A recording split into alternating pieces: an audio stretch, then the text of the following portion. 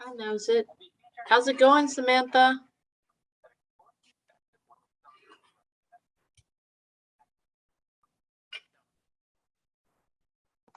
Hi. Everything's set to go? Yep. I just wanted to put on my screen. I'm just going to put the agenda behind me. Okay. So I'm just trying to do that right now. And you got the names in the hat? No, I don't have that yet, but I'm going to do that while I can do that later. I'm just going to print them out and then I can cut them while everybody's talking. Okay. I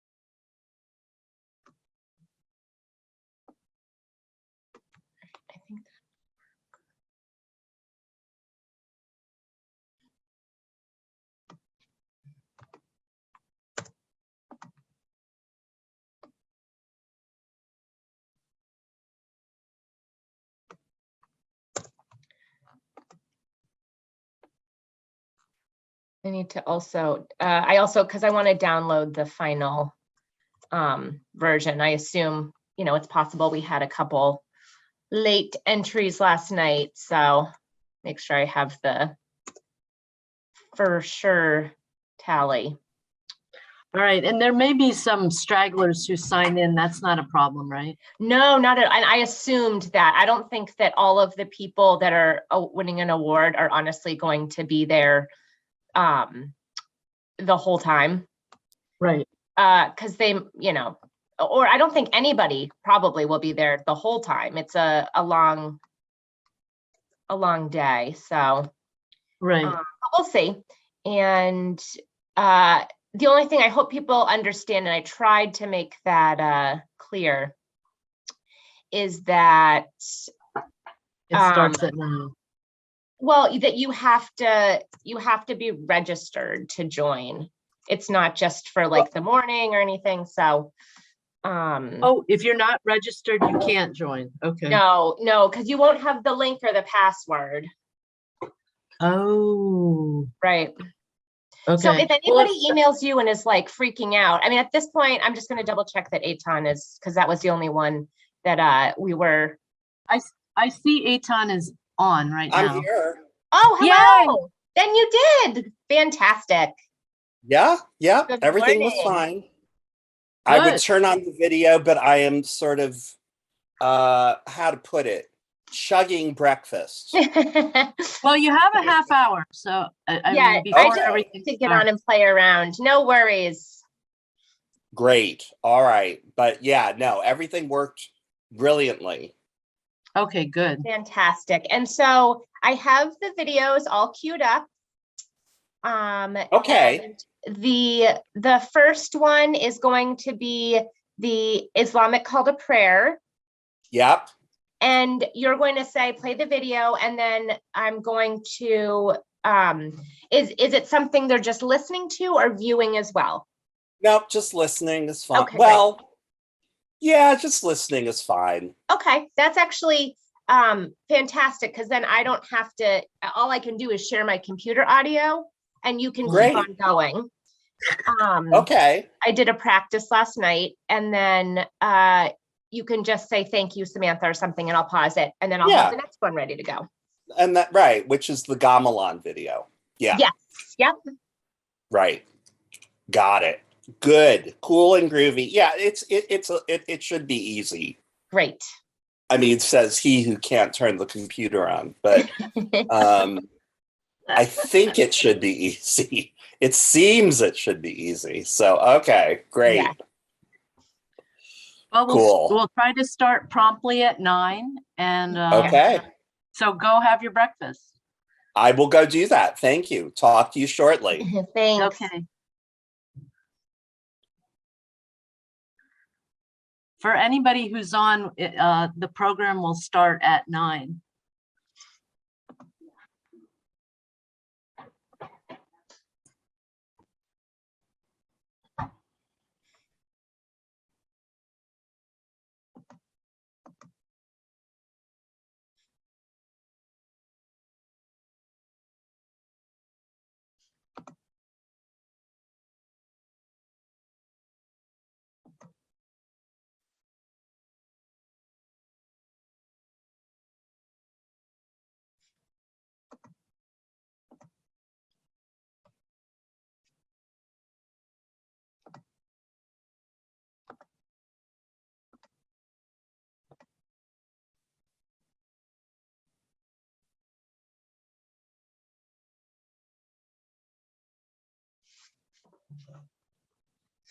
Hey, Amy.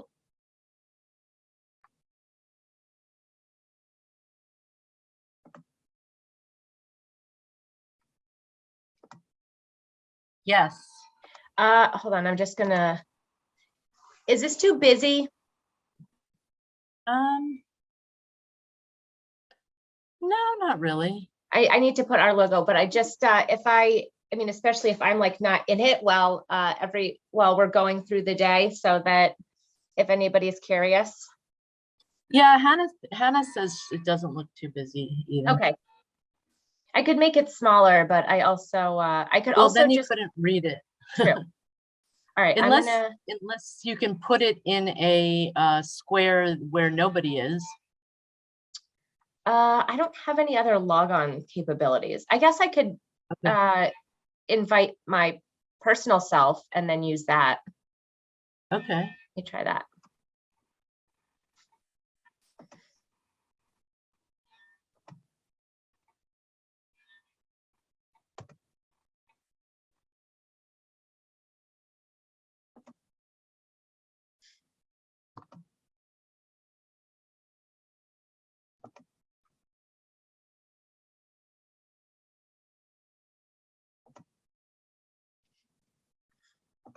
Also, Samantha, you could put it on my, are you able to put it on my screen? Because I'm not going to be on. Yeah. Oh yeah, let's do that. I'll That'd just be email easier. it to you. Do you know how to No, What- do you know how to put it on? I can walk you through it. Okay. Well, you're okay, I'm sending it right now. Oh, but you know what? Let me add my logo too first. There's just 3 dots by your name. It says mute, and then there's the 3 dots. So you click to drop down, and you do, oh, it'd be on mine. You'd say choose virtual background, and then you would just upload it. Okay. Let me just add the logo quick. Oh, if my video was on, I would be in it though. Right? True. I can't Yeah. just have it. Oh, That's true. hide self view. Oh, there you go. Oh, no, that won't work.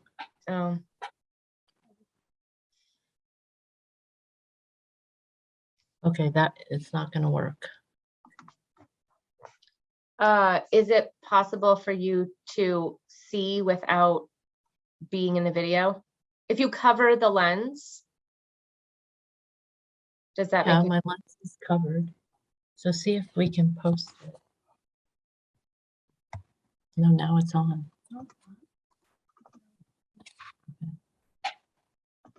All right.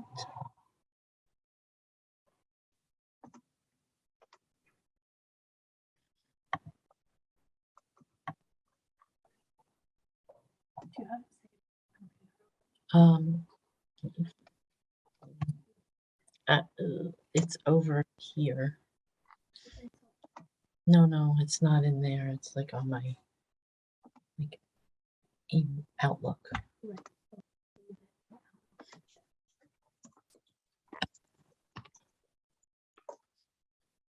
I have to get rid of this.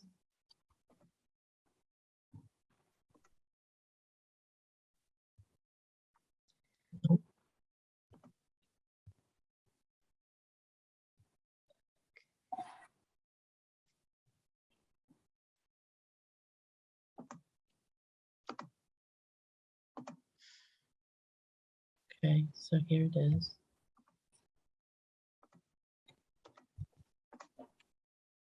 All right, I just sent it to you. Oh, I'm doing it a different way. Okay. Hold on. Wait a second, Hannah. That's, no, it has to go to N. Oh. Okay. Ready?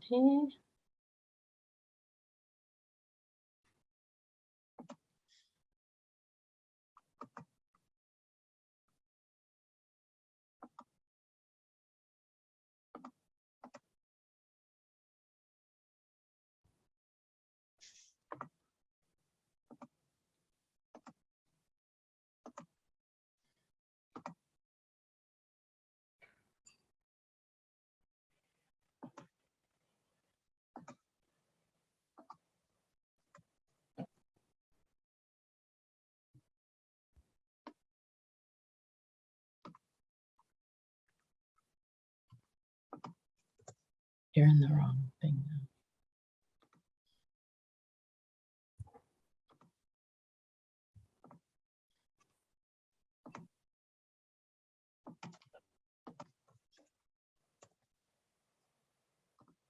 I wouldn't save it on the desktop.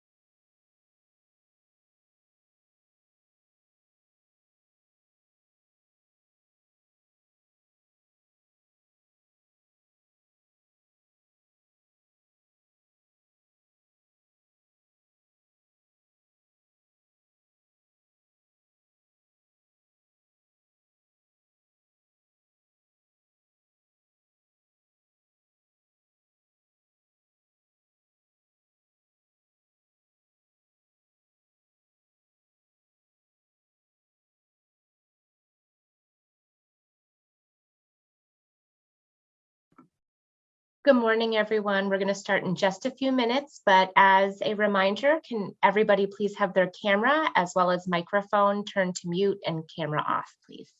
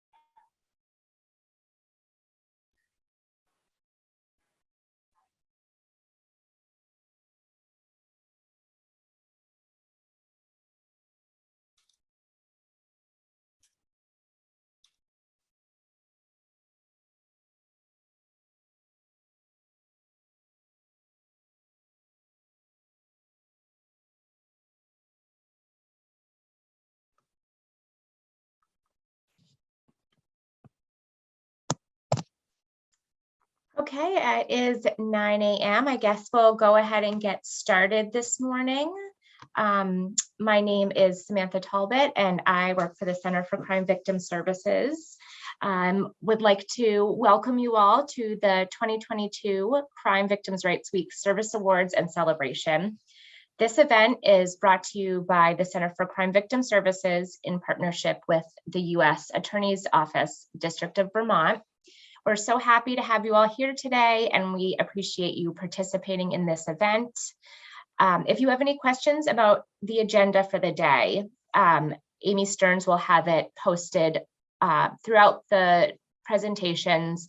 You can click on her name and find where we are in the agenda.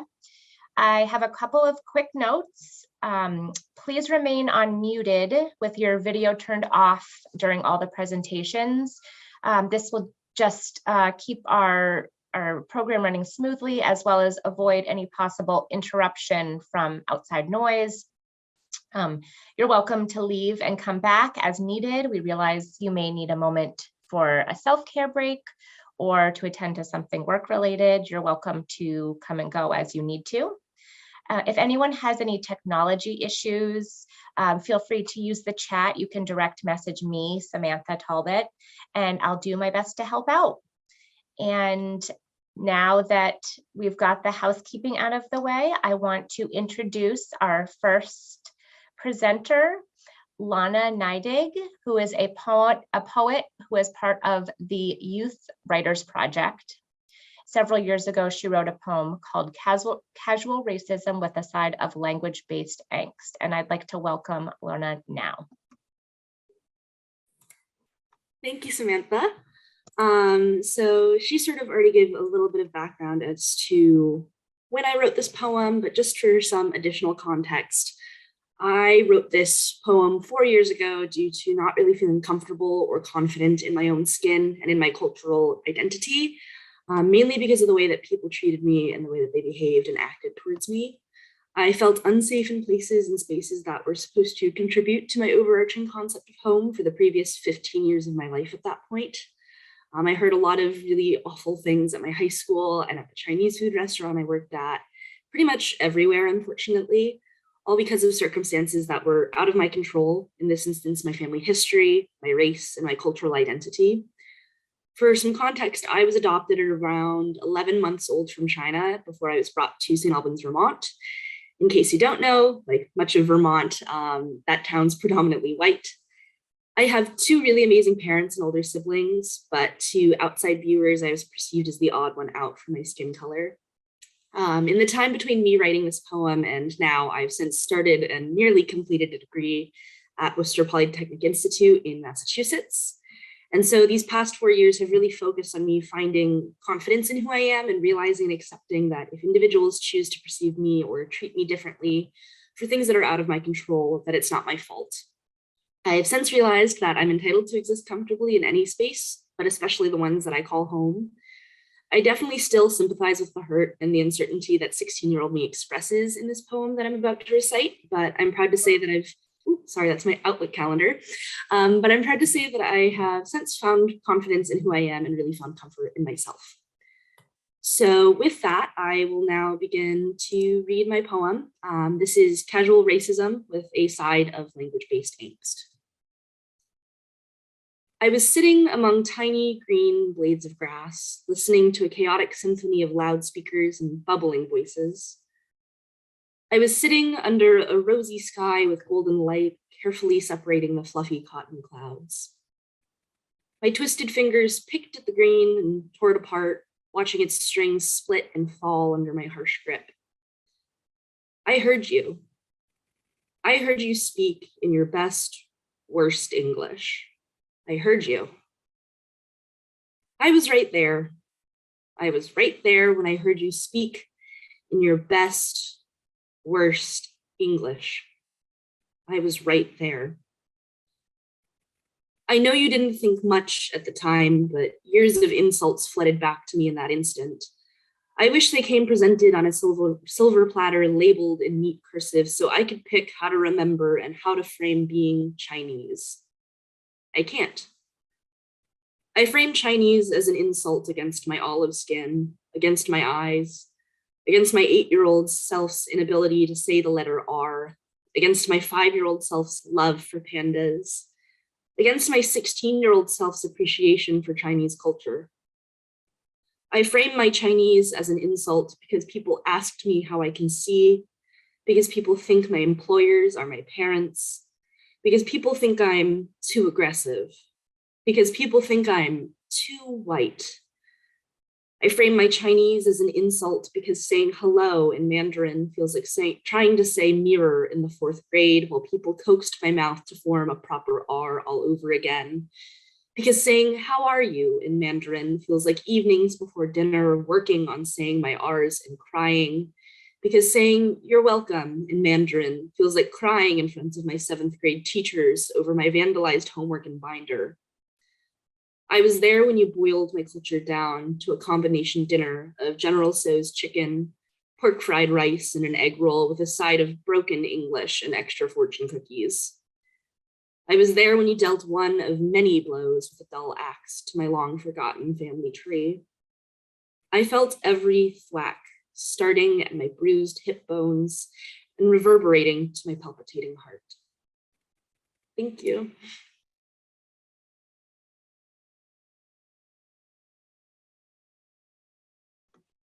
Thank you so much for that, Lonna. Next, we're going to have Executive Director Jennifer Poehlmann welcome to everyone to the day. Good morning. My name is Jennifer Poehlmann. I'm the executive director of the center. And before I say another word, I want to thank Lonna for starting us off. When I heard her poem, I didn't want to follow her, but I knew I had to. I knew that these powerful words that came from her heart as a 16-year-old had to frame this day and help us start this conversation. So again, Lonna, thank you very much for sharing your voice and your heart with us today, and again earlier with the Youth Writers Project. So I just want to say thank you. And it is, I continue to be inspired to see that so many of names that I know, names that I don't know, but so many of us have taken time and space today to have this conversation and to begin to think about the issues that are presented in this year's theme for Crime Victims' Rights Week, which is rights, access, and equity for all. The theme is focused on the importance of helping victims and survivors of crime find their justice by enforcing victims' rights, expanding access to services, and ensuring equity and inclusion. Across the country and here in Vermont, we're beginning this work to try and dismantle implicit systemic bias and reframe the approach to individuals who do not find a seat at the table, as we say, that reflects their experience.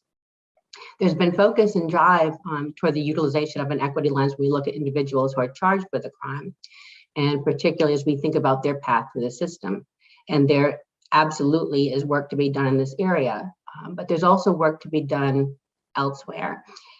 Because when we have these conversations, there also must be attention to how implicit bias, equity, and access issues impact victims of crime and the response and the impact on their experienced trauma. Notably, there's really no real data that's collected that we know of in Vermont to inform our discussion. We only know anecdotally what those in the field, those of you in the field, are telling us. We know that victims from underserved communities do not report. We know there is distrust of the system for very valid reasons. We understand that their complaints are taken less seriously. And we also know that the impact of COVID on a judicial system that is overtaxed sometimes means that the scales of justice are balanced on the backs of victims. For example, we have heard of instances where there's not enough time to find an interpreter for victims for proceedings, but yet hearings move forward. Where there's not enough time to accommodate victims with disabilities when a defendant is pressing for their right to a speedy trial, and yet hearings move forward. Every day, those of us who do this work are met with so many challenges, and the challenges this week is intended to present us with a whole new level, a need to rise to the occasion, and really a call to action. We've done so in the past, and I know collectively we can do this moving forward. We can work toward making a space where every victim can find their seat at the table, ensuring their voice is the most meaningful one in defining what justice means for them. We at the center, and in partnership with our allied organizations such as the United States Attorney's Office, are committed to ensuring equity and inclusion for all victims and survivors. We have a long-term partnership with the U.S. Attorney's Office, and this annual event in particular is one we have long collaborated on, along with countless other projects and initiatives.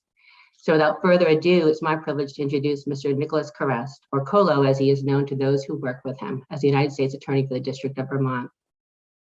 Attorney Colo was nominated to this position by President Joseph Biden in September of 2021, was confirmed by the Senate in December of 2021, and then was sworn in as the U.S. Attorney on December 10th, 2021.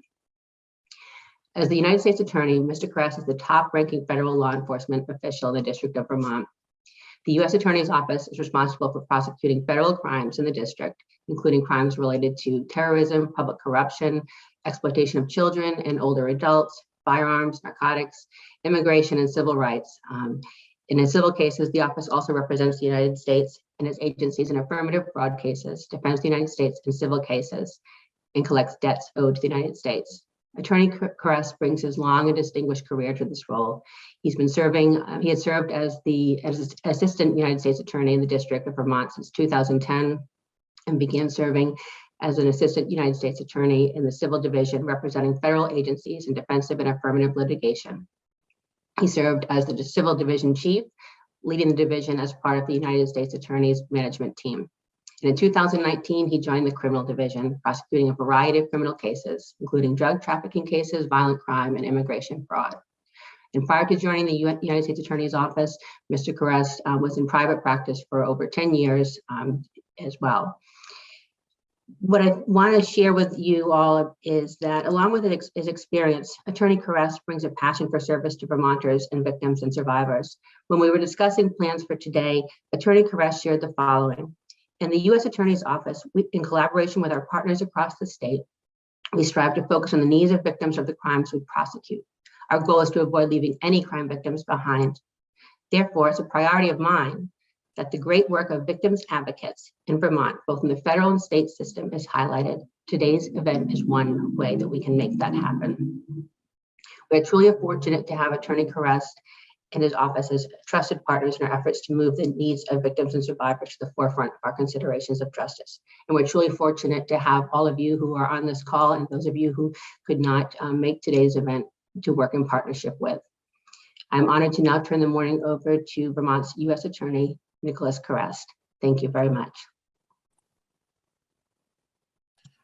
Thank you, Jennifer. I really appreciate that introduction. That was extremely generous. And thank you all for having me in this great event. It's an honor for our office to sponsor the event and participate in the event. It's been a tradition for us to be involved with it and the great work of Amy Stearns to make it happen. And I'm honored to be here today. I want to, before I go on with my remarks, I'd like to thank the organizers here, Amy Stearns and Jennifer Poehlmann and Samantha Talbot, for all their great work making this happen. It's a good program with, I'm told that the awards and the raffle at the end are the highlight. So there's a lot to look forward to. And before I go on even further, I just need to shout out Lonna and her poem. I was moved by that poem, Lonna. That was amazing. I was excited, being that it's Poetry Month, to see that we were going to have a poem read on the program, and your poem is an incredible work. So thank you for sharing that. So it's essential that the work of crime victim advocates is highlighted. There are incredible crime victim advocates all across the state of Vermont, both in the state and federal system. And as the lead representative of the Department of Justice here in Vermont, I'd like to focus for a couple of minutes on the department's approach to assisting crime victims. And after that, I will introduce the next presenter for this morning's agenda. As Jennifer noted, the theme this year for the Justice Department's Office of Victims of Crime is rights, access, equity for all victims. This emphasizes the importance of helping crime survivors find their justice by enforcing victims' rights, expanding access to services for victims, and ensuring equity and inclusion for all. And you all know this, it goes without saying, but I have to say it, Vermont's crime victims advocates, both in the state and federal system, do a tremendous job of achieving those goals. They provide rights, access, and equity to crime victims every day, whether it's finding treatment options for crime victims or a safe place to live, or as Amy Stearns has done, working side by side with the founders of Jenna's Promise to make sure that that incredible outfit gets up and running. The advocates' work across the state is absolutely essential. During National Crime Victim Rights Week, we reflect on our responsibilities to the victims of crime in our communities. We express gratitude for the ones who come forward, often having to revisit traumatic events in order to report or testify. We are also conscious that many victims, out of fear, shame, or distrust in the legal system, do not report crimes to law enforcement. It is our responsibility to those victims to reach out, to listen, and to accommodate their needs so that we can accord their rights and hopefully prevent future crimes. National Crime Victims' Rights Week is a time to renew our commitment to serving victims of crime.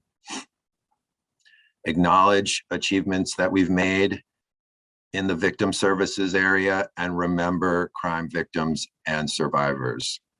Crime victims are our family, our friends, our neighbors, and our community members.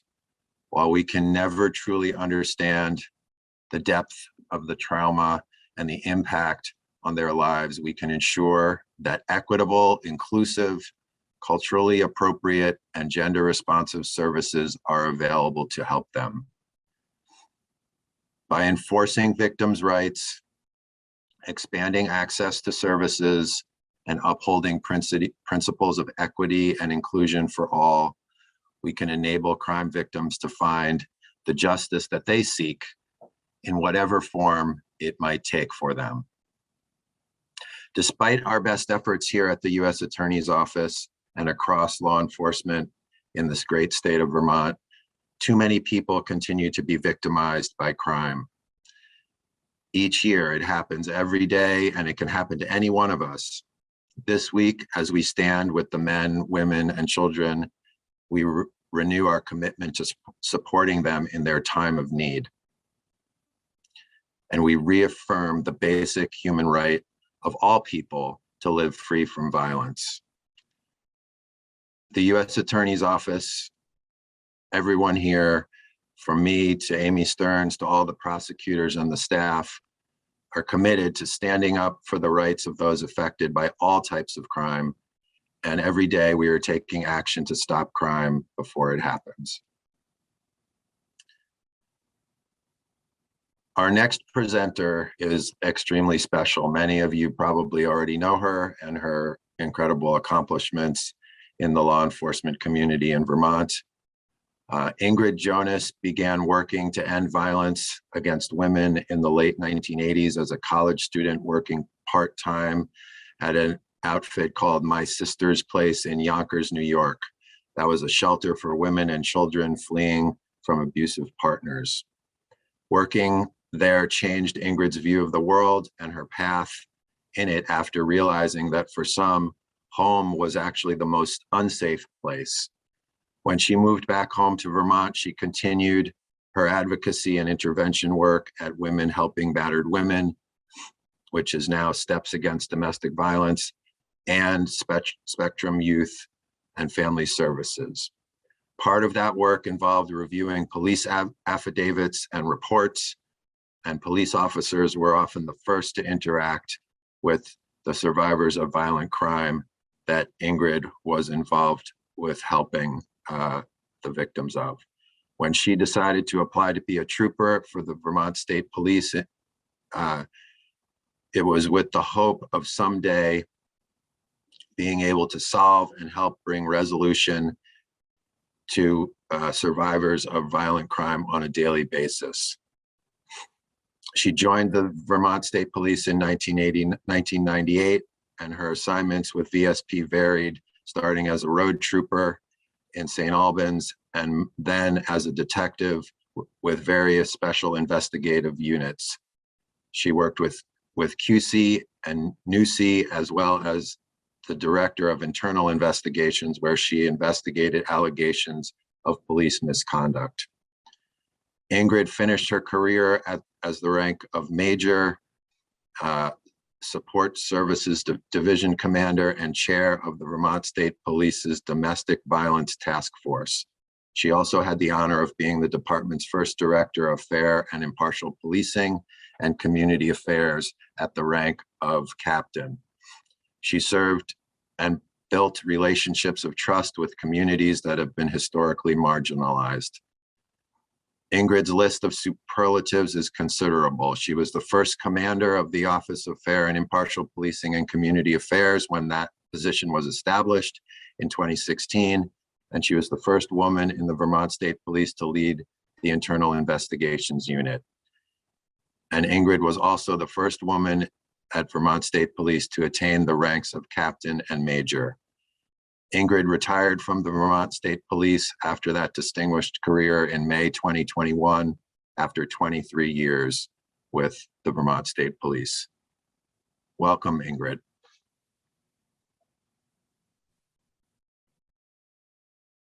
Hi, everyone. Can you hear me all right? Hopefully you can hear me. Yes. Okay, good. Thank you. All right. Thank you so much, Colo, for the kind and generous introduction. And I want to thank the organizers of what is truly a great event. And also to the poet, Lonna Neidig, for sharing your powerful and thought-provoking words. I do have my courage stone in hand. I don't know if you can see it, but I've got it. Last year at this event, I retired shortly after this event, so I've kept it near my computer, and I like to hold on to it during virtual meetings for extra courage. I do admire this annual practice of recognizing the people and groups that go above and beyond their work, go above and beyond in their everyday work. I know it takes enormous grit and teamwork as you strive to improve systems to ensure that they hear, serve, and honor survivors and victims of crime. I do hope that on days like today, you can reflect and see the importance of the work you're doing to increase access to safety and to reduce harm in the lives of survivors, their families, and the Vermont community. I had the opportunity to learn from many survivors and victim advocates when working cases together in various counties years ago now. I'm just going to mention a few: Kate Brayton, Amy Stearns, Karen Burns, Heather Holter, Siri Rooney, and Kelly Woodward, just to name a few. Love you all. No one can effectively do this work alone, and it was always a comfort to share the experiences with you, even the heartache that came along with the work. It seems to me today that words aren't enough, but I do want to say that you are seen for the incredible work that you do to alleviate harm. Because you have the fortitude and the guts to just be with people through their pain. And that is a rare quality. Most people run from pain, but you hold fast, and that makes all of the difference. A few of you out there know that I do not relish public speaking, but I would not pass on the opportunity today when asked to show my respect to you through addressing you and to have the opportunity to introduce my friend, colleague, and confidant, Dr. Etan Nasreddin-Longo, who will be presenting on the concept of cultural competency. For the next few minutes, I'll say a few words about Etan and how we came to work together as the Vermont State Police began to design better ways to acknowledge and address inequity in policing practices. I think as I speak of his work, you will see a correlation to the theme of this week's event: rights, access, and equity for all. I first met Etan when he worked with the Vermont State Police as a volunteer. By that, I mean he was an active member of what is the Vermont State Police's Fair and Impartial Policing Committee, or FIP, as we refer to it. The committee is designed to provide access and improve communications between state police and the community. It's comprised of a group of state police members and members of communities and groups who meet quarterly at the Vermont Law School. The goal is to make Vermont State Police more accessible, more aware and responsive to the safety needs of people, particularly those who have been historically pushed to the margins in society. By that, I mean we work to address racial disparity and other forms of inequity in policing and access to safety services, and we break down the harmful barriers that exist between police and those we serve. So I had the surprise of being told in early 2016 that I was to chair that committee shortly after being appointed as the first director of Fair and Impartial Policing for the Vermont State Police. The FIP director's mission is to ensure ethical and fair policing practices at every level in the department, from recruiting and training to enforcement practices to agency culture, data collection, and building relationships of trust. This was a new position created in 2016 by Colonel Birmingham, who is the director of the department. Chairing the agency's committee on fair and impartial policing came along with that job. I had met Etan prior to my involvement, but we hadn't had occasions to get to know one another. I remember my first impressions of Etan were that he was a kind and warm person with a wicked sense of humor, not to mention a vocabulary that required one to have a dictionary handy, but he was never snobby and very easy to admire. We became friends over the years to follow, for which I am sincerely grateful.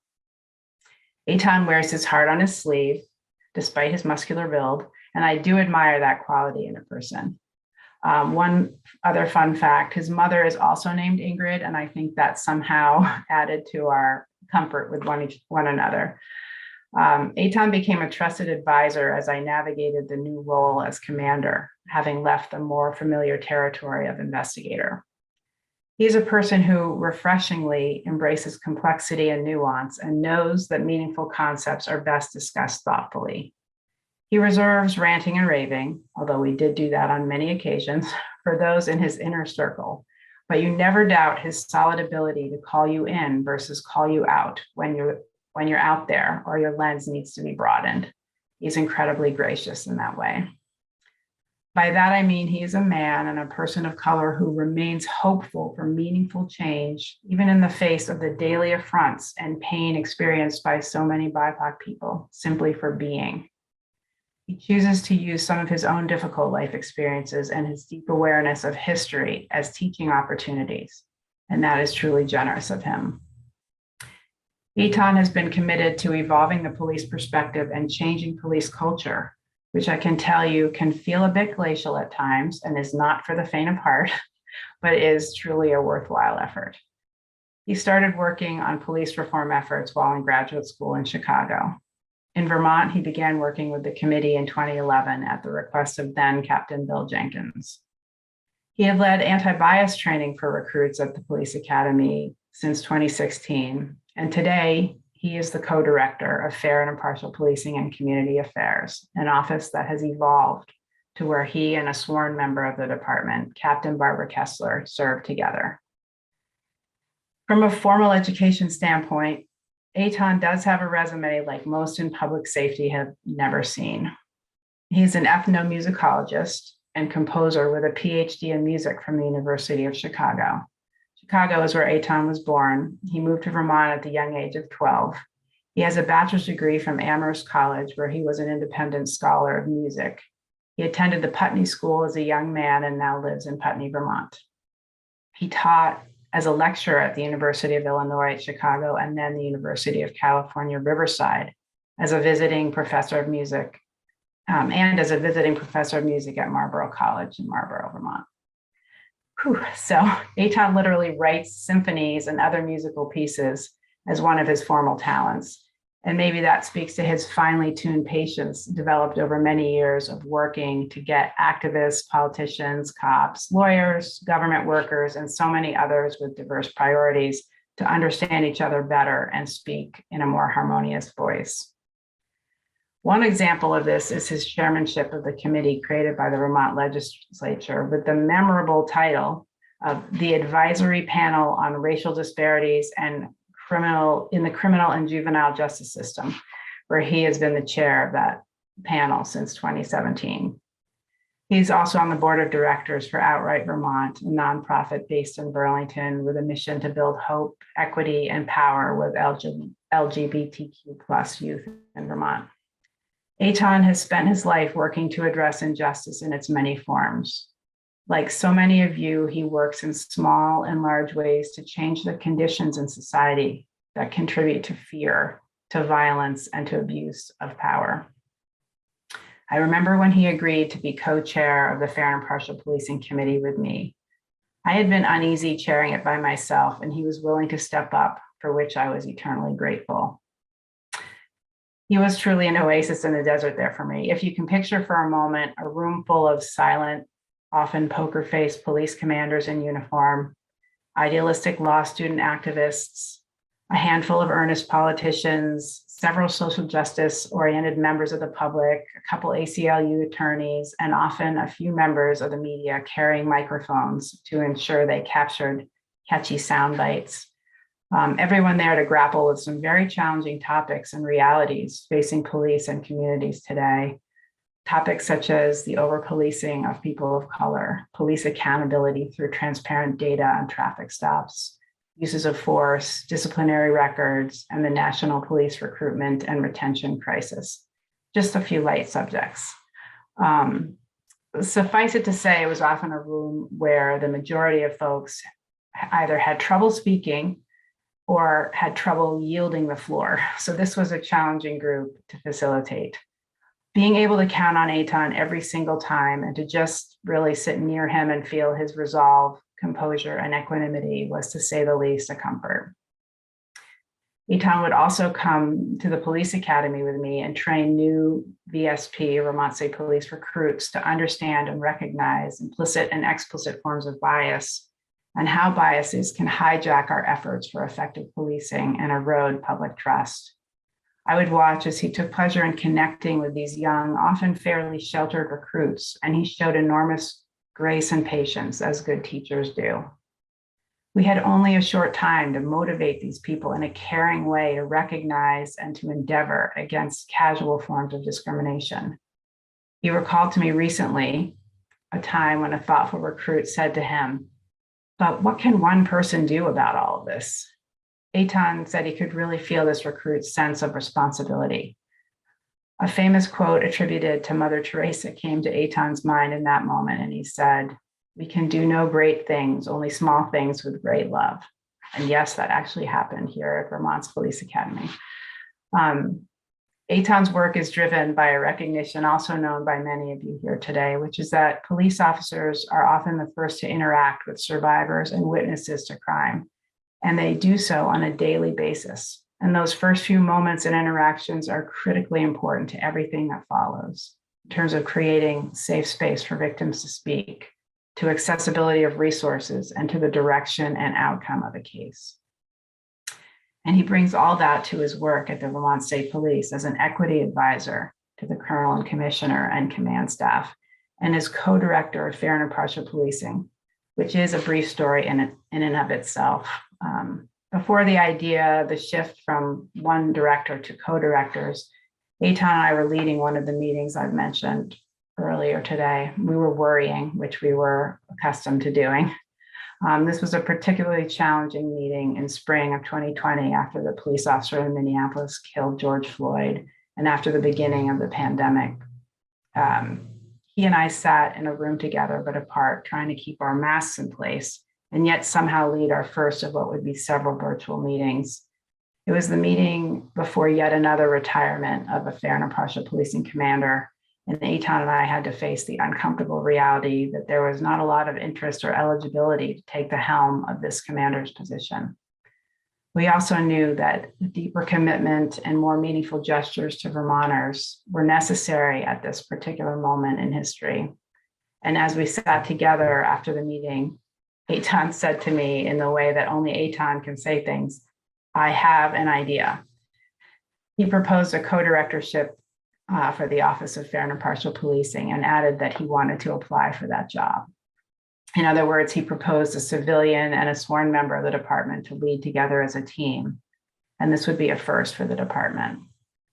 To me, it resonated and was brilliant, and I remember telling him he needed to buckle his seatbelt because I had the sense that his idea was going to take off at warp speed. I called the colonel on the drive home to discuss the meeting and Etan's idea, and of course, he was thrilled, and that was really all she wrote. Etan has been working formally with the state police as an equity advisor and co-directing the Fair and Impartial Policing mission since mid-2020. And I want to say that I think women in particular in policing can relate to the importance of a position dedicated to promoting access and equity, and slowly but surely changing what's been, honestly, sometimes a mindset of we've always done it this one way and we don't want to consider other perspectives. Etan's work with the department was comforting to me as I prepared to retire because it spoke to a hopeful direction the department was moving toward. It showed a commitment not just to a good performance or saying the right buzzwords, but to something deeper, to growth and recognizing the need for bringing our humanity to the work. It meant things were shifting for the better for everyone. In closing, I want to highlight something else that this group knows so well, and that is that police as first responders and investigators can truly affect the course of people's lives by bringing humanity and empathy to their work. We can bring people into the various spaces that care for them, or frankly, we can alienate people. As a trainer, leader, and advisor, Etan's work has been about helping police see and understand that enormous responsibility. And I believe this can make all the difference in the world to survivors of crime. We are fortunate to have him here today, and I hope you enjoy his presentation. Thank you.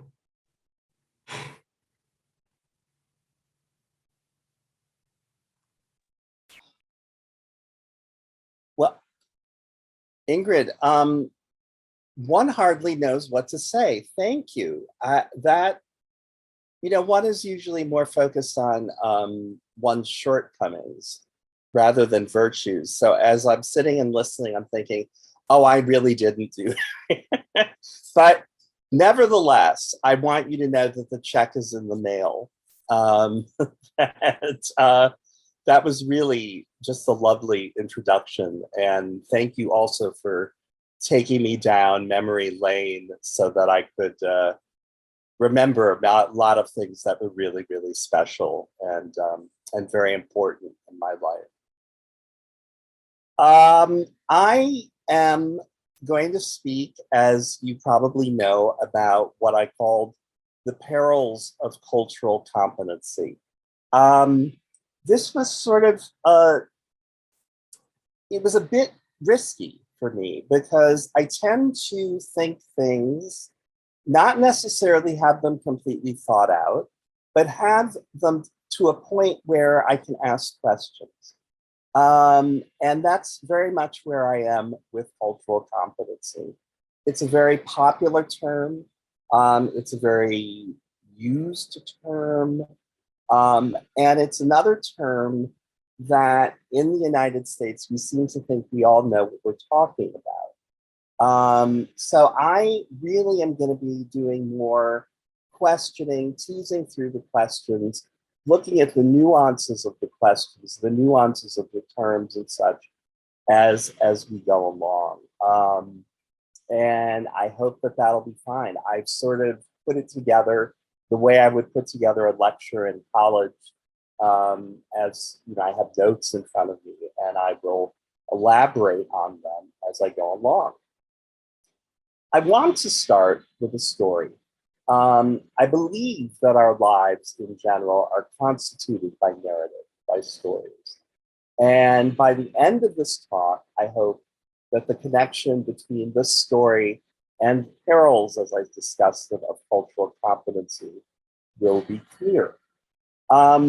Many of you probably don't know what an ethnomusicologist does. And the best way of describing that is by saying that it is a combination of musical study with anthropology, which is to say, in other words, that it is a way of understanding culture through people's musical production, musical behavior. Those two issues, in not so much the sound, interestingly, but really the way they think about music, the way they use music, what music means to them, and so on. So you're sort of between two worlds. You're between studying music and you're between studying anthropology. So the story that I'd like to start with begins with a celebration of a man named Bruno Nettle. You don't need to know who he was. He was a major force in the field of ethnomusicology. He died, I think, within the last 10 years. It's hard to remember. I don't know about you, but the last 2 years have sort of disappeared in my head. He was a true, as people say, father of the field. And in a certain way, he was my academic grandfather in that my teacher was a Bruno Nettle student. So I knew Bruno enough to sort of worship him, you know, bow down and so on. But I had never had a class with him. At some point in or around 1990, at the University of Illinois at Urbana-Champaign, there was a conference put together that was to celebrate him and his work. And it was quite the conference. We drove down from Chicago, my advisor, also my teacher, and I. The people were flying in from Europe, from Asia, from everywhere to participate in this. Lot of important folks.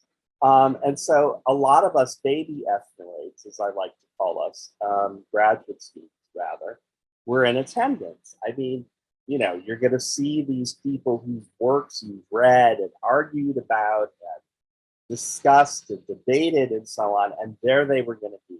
It was an opportunity to hear, to meet, and see the greats of the field. And so one doesn't really, you know, forego that, obviously.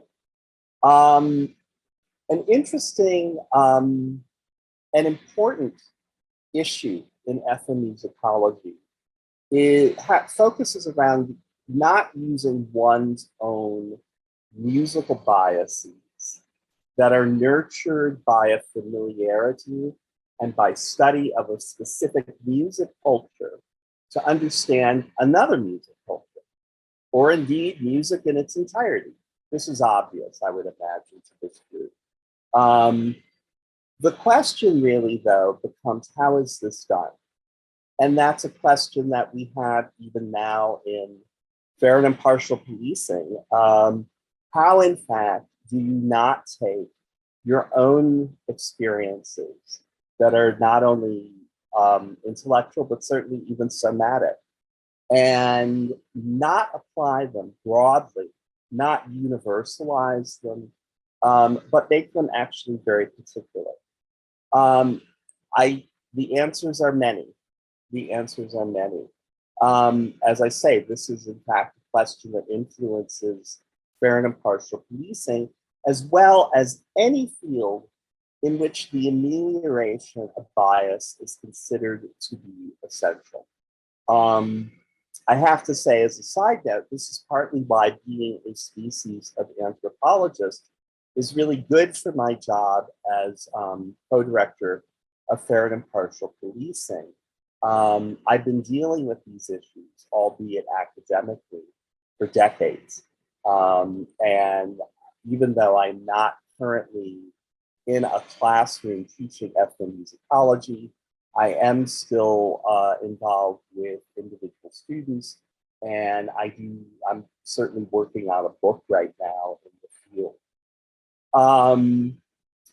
I can't remember how these issues came up at Bruno's conference, but they did. This issue about bias in musical study, it came up, and I'm not sure why. I don't remember well enough who brought it up. In some ways, I have a hard time remembering who all was there. It was quite a complicated event, and but it did come up. What do we do with bias? And one major figure in the field, whom I will call Professor Bell, that's not his real name, although he's by now dead, he brought it up. What do we do about bias?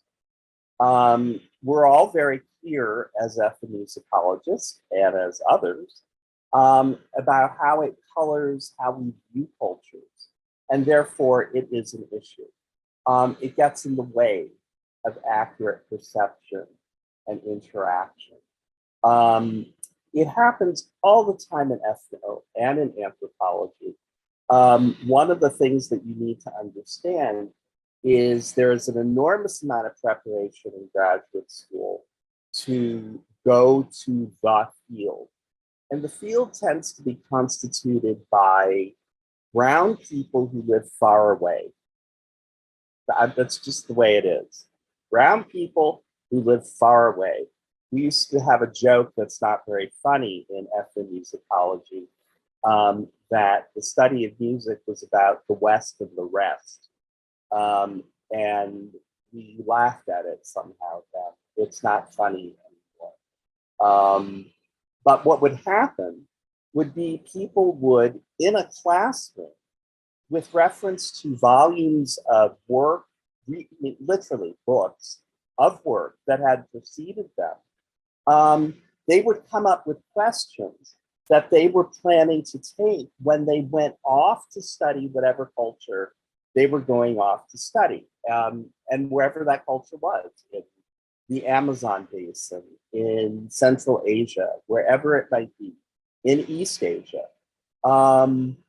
And what would always happen, and this is a big thing that always gets talked about in graduate school, is how the questions developed in the classroom or in the library just don't make sense when you get to the field.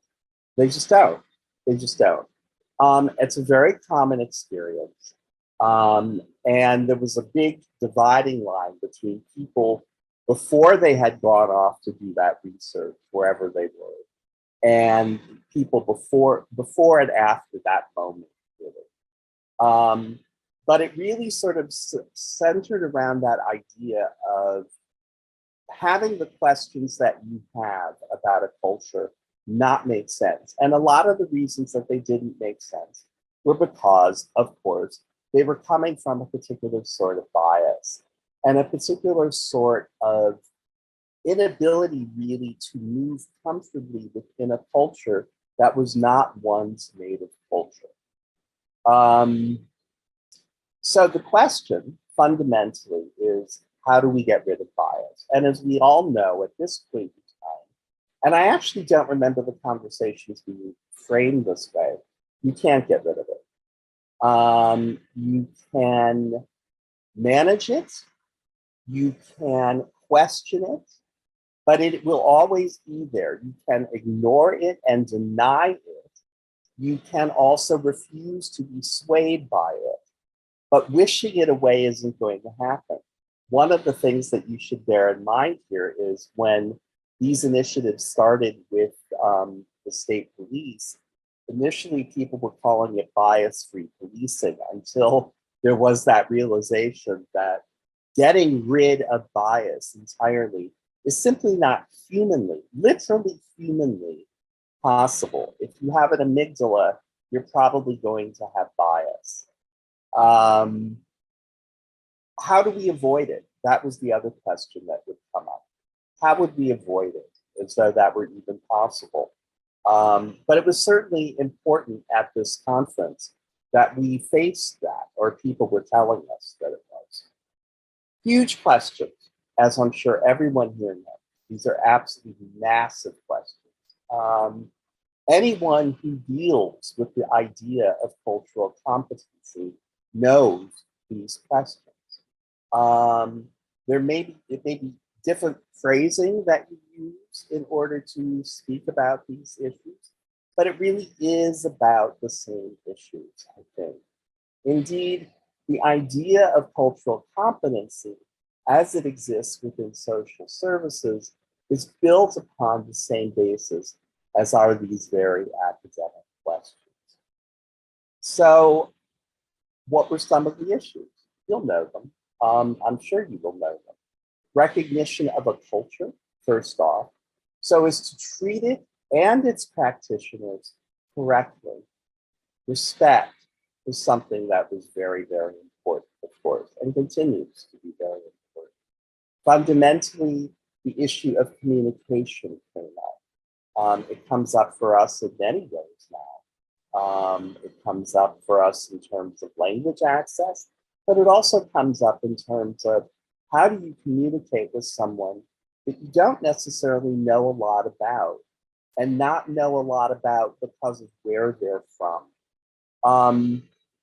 For ethnomusicology, this may be even more intense in some ways than it is in state social services, because often one is living within that culture for a period of time and is completely dependent upon its indulgence and kindness. I remember specifically with this, anthropologist, he calls himself, I believe, a musical anthropologist named Tony Seeger. He went to study a very small group in the Amazon basin. and literally was cut off from any kind of communication with his own culture. So that gives you a sense of the kind of dependence that I'm talking about here. And he was literally with the Suya, as they're known, for I think 18 months. So these questions about respect and communication and correct treatment are really, really literally important to life and limb for people who are coming from without the culture. You may not know how to eat. And I know that that was certainly true at one point for Tony. He didn't know how to feed himself. They had to teach him how to get food. So these questions become very, very important in some very, very profound and physical ways. In any event, Professor Bell, in his talk, addressed these issues. And his answer to what to do about bias was very old. It was rooted in ethnomusicological or ethnological, I should say, thinking from the 19th century. And the answer was quite simple. He believed in working comparatively. In other words, you wouldn't combine your interest to one music culture, but you would build in some dialectics there. He had faith, as do many people, that those dialectics, the ability to move between these two cultures, would save us from bias. For instance, there are some cultures that have a very prescribed notion of music, meaning that we cannot assume that the term exists in all cultures. Samantha, can I ask you to start that first video? And I'm gonna, I just want people to hear this. I'm actually not going to talk about what it is first. I just want you to hear it a little bit. أشهد أن لا إله إلا الله أشهد أن محمدا رسول الله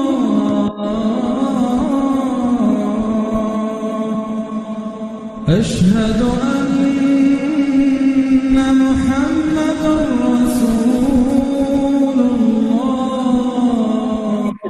Turn that off at your leisure. Thank you. Thank you. That goes on for rather a while, and some of you may know what it is, in fact. It is from Islam. This is the prayer that is conducted individually 5 times a day. It's called Salat, S-A-L-A-T. Now, the interesting thing here, and again, another story, that I'm embedding stories within stories. My background is somewhat strange. My mother was an Orthodox Jew who, as a baby, had escaped the Holocaust. My father was he was half Ghanaian, half Palestinian, and Sunni Muslim. So yeah, we had a Jew and a Muslim in a period of time in the United States when they could not legally be married. And I was born at a moment when calling a child illegitimate was a real curse. And I was illegitimate as far as the United States was concerned. They were married in Austria. In any case, I grew up listening to this, and I do remember asking my mother. My father would pray. I don't remember it 5 times a day, but I know that it is. And he, sort of underneath his voice would do this. And I remember at one point asking my mother about what Dad was singing, and her eyes got very round and huge and just sort of horrified. And she said, "He's not singing, he's praying." And what I have come to learn is that certainly to Western ears, this sounds like song. It sounds like solo song, like many others in the world. It sounds that way to Western ears. Salat literally means prayer in Arabic. To call it music is in fact enormously disrespectful, and it connects it with an expressive form that is itself connected to things like prostitution. You can see the problems here. Don't assume anything. Don't assume anything. The thought that music is somehow a universal concept, it's true in some ways and not true in a lot of others. Anyway, Bell felt that working comparatively would get us around these sorts of biases. Now, as many of you may know, there is nothing more fun for a graduate student than to watch the heavyweights fight. I mean, that is a thrill.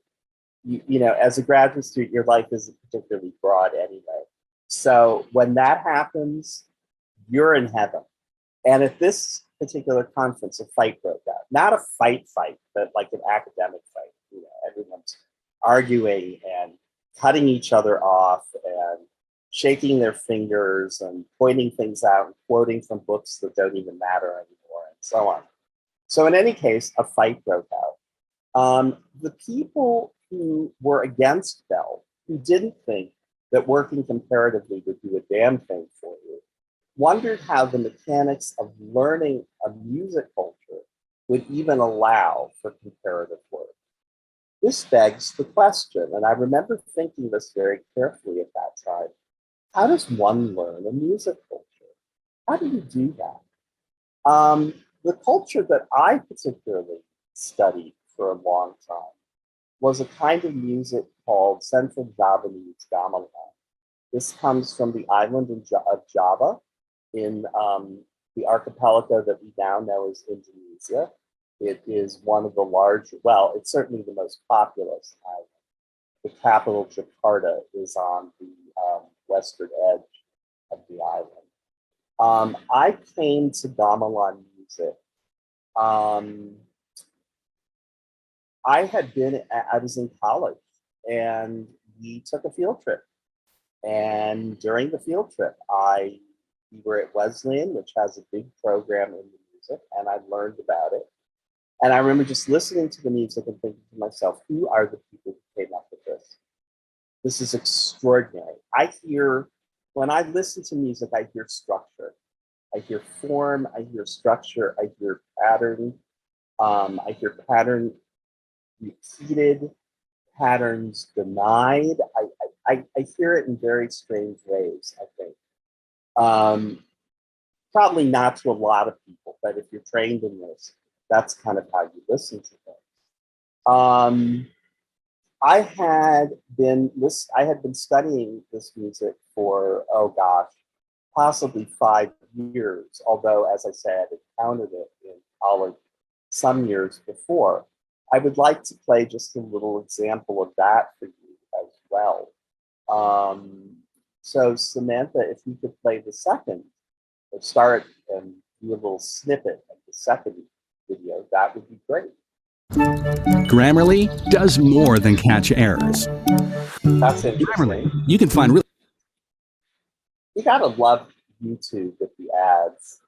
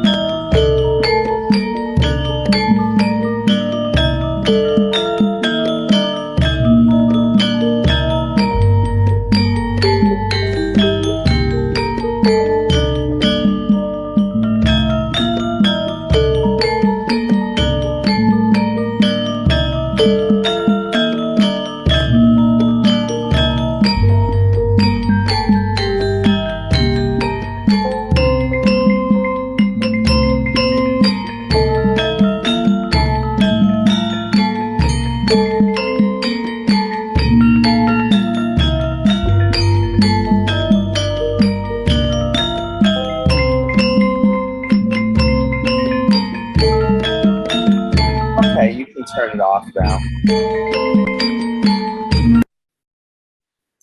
Thank you, Samantha. Thank you very much. That gives you a sense of what the music sounds like. You should know, however, this piece goes on in this particular performance for about 40 minutes. So you just got the beginning of it. It gets way, way, way, way more complicated as it goes on. There were some interesting questions that came up about it. My perception of this music in college when I first heard it was that it moved by way of giant repetitive cycles. And when discussing it, I did so by connecting it to ways of playing various forms of Western music. I'm still not, I haven't gotten to the pages yet, so. That, Hi. you know, that these were just, oh, everything all right? Okay. That these huge cycles would just kind of wash over you and repeat over and over again. Now, my teachers then had no problem with that kind of connection, but in graduate school, this was actually an example of working comparatively that went horribly wrong. Horribly, horribly wrong. Why? Well, cycles are not all the same. And repetition isn't the same. Not only is the content of the cycle not the same across cultures, but the meaning of the cycle isn't the same across cultures. The meaning of repetition isn't the same thing across cultures. And my words back in college created an assumption that they were. Another issue that came up was the issue of time. How long, and here's the question, how long does it take to become proficient in a music culture? I think that's an excellent question. It was asked by another graduate student, a colleague of mine, with whom I'm still in touch, actually. And the answer really is, I think, still, who the hell knows? My Javanese gamelan teacher, and by that I do mean he is from Java. He is from Central Java, from the city of Yogyakarta. He is an 8th generation practitioner of his art, if we can call it an art. By the way, that term is a very European notion. It's not Javanese, and it's not what they would use. Seen this way, it is a joke. It is a pure joke for me to be considered competent. And yet I was, and I always thought this was hysterical. I think of myself as a baby. In fact, I was actually on the phone with my teacher, like 10 days ago, and he was saying, when are you coming back to Java? Because there's a lot you don't get. Like, I didn't get that. But I really do. I think of myself as a baby in terms of gamelan. It was very weird teaching it in college because I felt like I'm a baby teaching other babies. This is nuts. So to continue, for me to work comparatively would seem to indicate that the comparative work, which supposedly gets us around bias, means that I have to be a baby in one music culture and perhaps nothing more than an embryo in another. And that was the idea at this conference, that this situation was somehow going to get us out of some forms of bias. It might, sure. I, am certainly capable of making the distinction that I made just before about salat and music being very different things, no matter what they sound like. But in my field, that's kind of an obvious distinction. There are many finer points to consider when discussing a music culture. If we were all in a room right now where I could see you and we could have sort of a seminar moment, I would say, are you aware of the problematics here?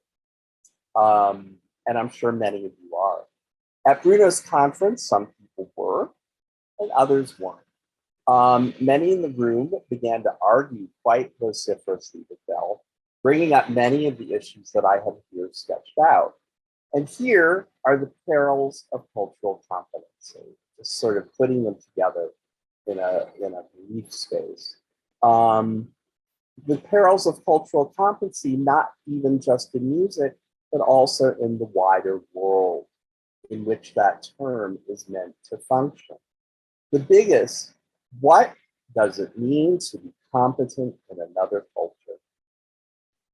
I'm bringing it home to most of you by saying that. What does it mean to be competent in another culture? Most fundamentally, does it mean to be competent in a culture that is not one's native culture? What is required for competency? How is competency judged or ascertained? Fundamentally, what constitutes competence?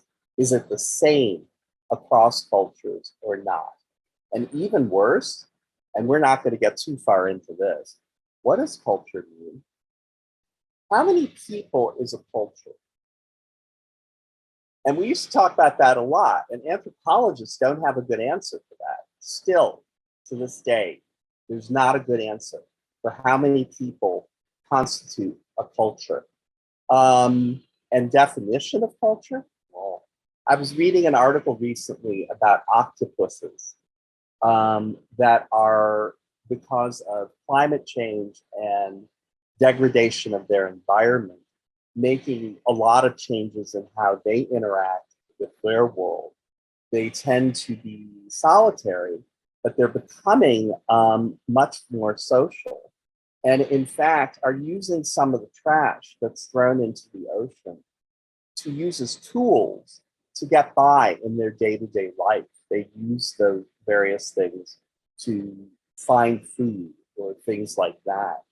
And the author of this article described culture as group typical behaviors that are socially learned.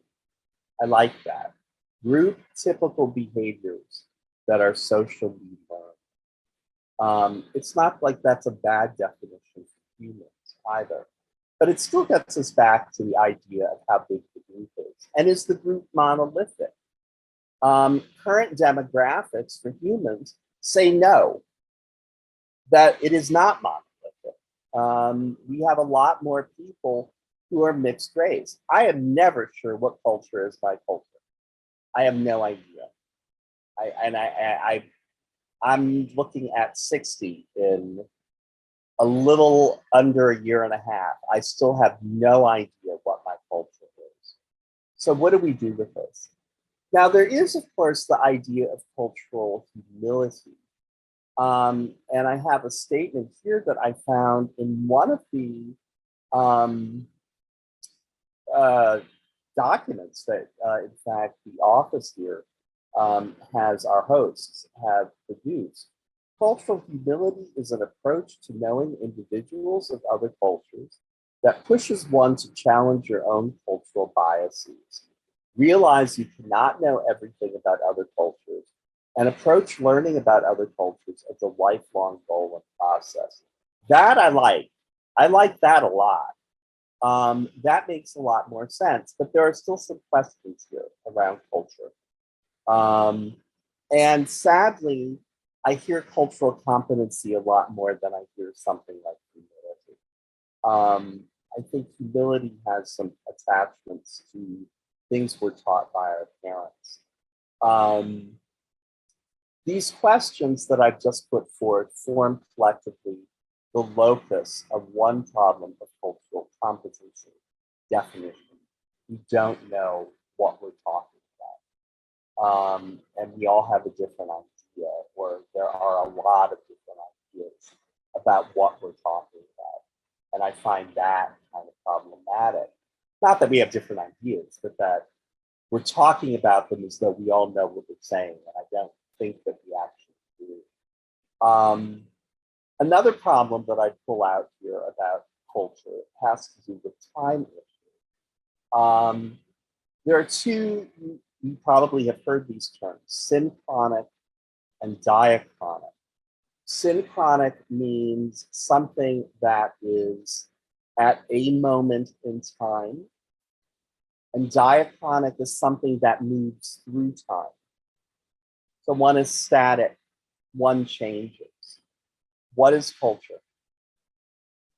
I would say it's maybe both. And it would depend on what in culture you're looking at. So competency here may require dealing with change through time. A lot of examples of this. One, and this comes up very frequently when I'm teaching anti-bias work at the Academy, is the idea of Nuyorican identity.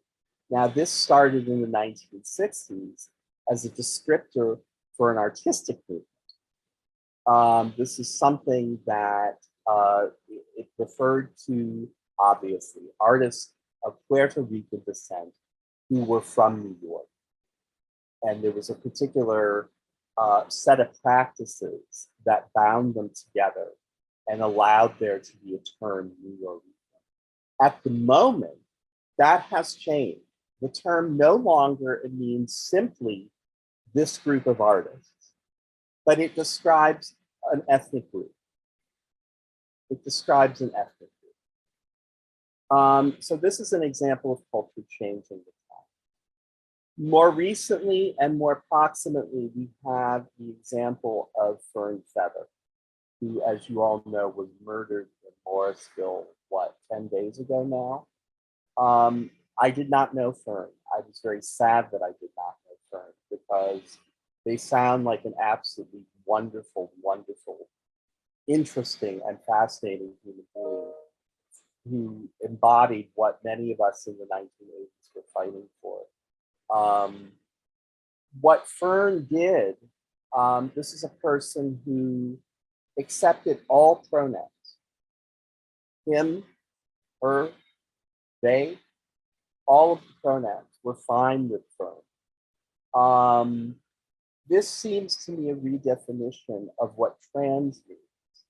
But again here, this is a culture that's moving through time. And we saw that happen. We got a lot of feedback at the state police about dead naming Fern, which Fern's mother, who was very close to Fern, said it hadn't happened because the name with which they were born, which happened to be Zach, was a name that Fern used with their family. And as their mother said, how can it be dead if it's not dead? So here's an example of a culture now, at this very moment, that is diachronic, that is moving through time, changing and transforming. And it begs the question, how many people have to do that for it to become a cultural thing? A lot of trans folks in Vermont were really angry because the state police were using a broader way of looking at this, but they weren't perceiving it as broader. They were perceiving it as very retrograde and backward and shameful. I was sort of caught in the middle with this one. So what I'm saying here proves that these issues also are far from being merely academic. I always hate that objection. It tends to mean, in my experience, that people don't wish to deal with complexity when they say that. The last thing I really want to mention around problems here is the modality of learning a culture.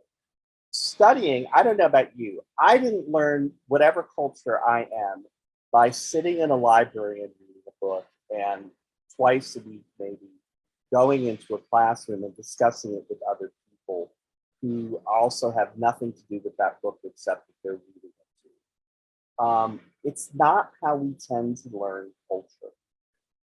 We learn by living and by experiencing. And so that's another problem to bear in mind. I don't wish to say that cultural competency isn't possible. I actually have no real idea. And I want to repeat that. I actually have no real idea. But as you can see, I have a lot of questions about its possibility. And much of my doubt comes from the lack of a solid definition. It's hard to be competent when there are no clear and or broadly accepted standards. So another matter or series of questions comes up with this realization. If cultural competency is contested, what does one do in a world in which cultures are increasing in number, and a world in which there are already many cultures? Given the social tools that we have now, there would seem to be limited options. Those options seem ironic in a hard world that's based upon things like data and statistics and things of that nature. I would suggest that we even laugh a little at the notions that I'm going to bring up quite shortly. It's like saying the word honor in the current cultural climate. It seems quaint, it's laughable to some people, and it's certainly very old-fashioned. Some of the same problems that I have outlined with cultural competency apply to the term honor. Again, there's no clear definition. There's a multiplicity of definitions. What are the outlines of honor, etc.? When interacting with a person or persons from a culture that is not one's own, mistakes are going to be made. Let's just repeat that because people seem not to get this. When interacting with a person or persons from a culture that is not one's own, mistakes are going to be made. This says something about competency.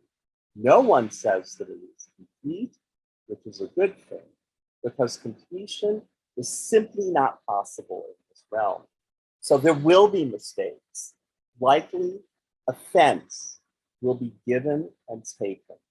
Misunderstandings are a given. We tend to think of these things as microaggressions. And I have become curious about this term, and I fear to mention this because to say what I'm about to say offends huge groups of people. To be honest with you, this is the first time I've ever admitted that I think about this a lot publicly. I've never publicly said this. So I don't know whether it's being 58. I no longer care that people hate me or what, but I just decided I'm putting it out there. I have a fundamental question about this. Is not the notion of aggression rooted in the idea of intent? In other words, can one be aggressive without intent? I don't know. I don't know, but I do wonder. I do wonder. Do we tend to conflate aggressions with historically common mistakes? Now, Wikipedia says, and believe me, I hate Wikipedia. I just went there because I didn't have a choice. Couldn't find my OED. So what they come up with for aggression isn't bad.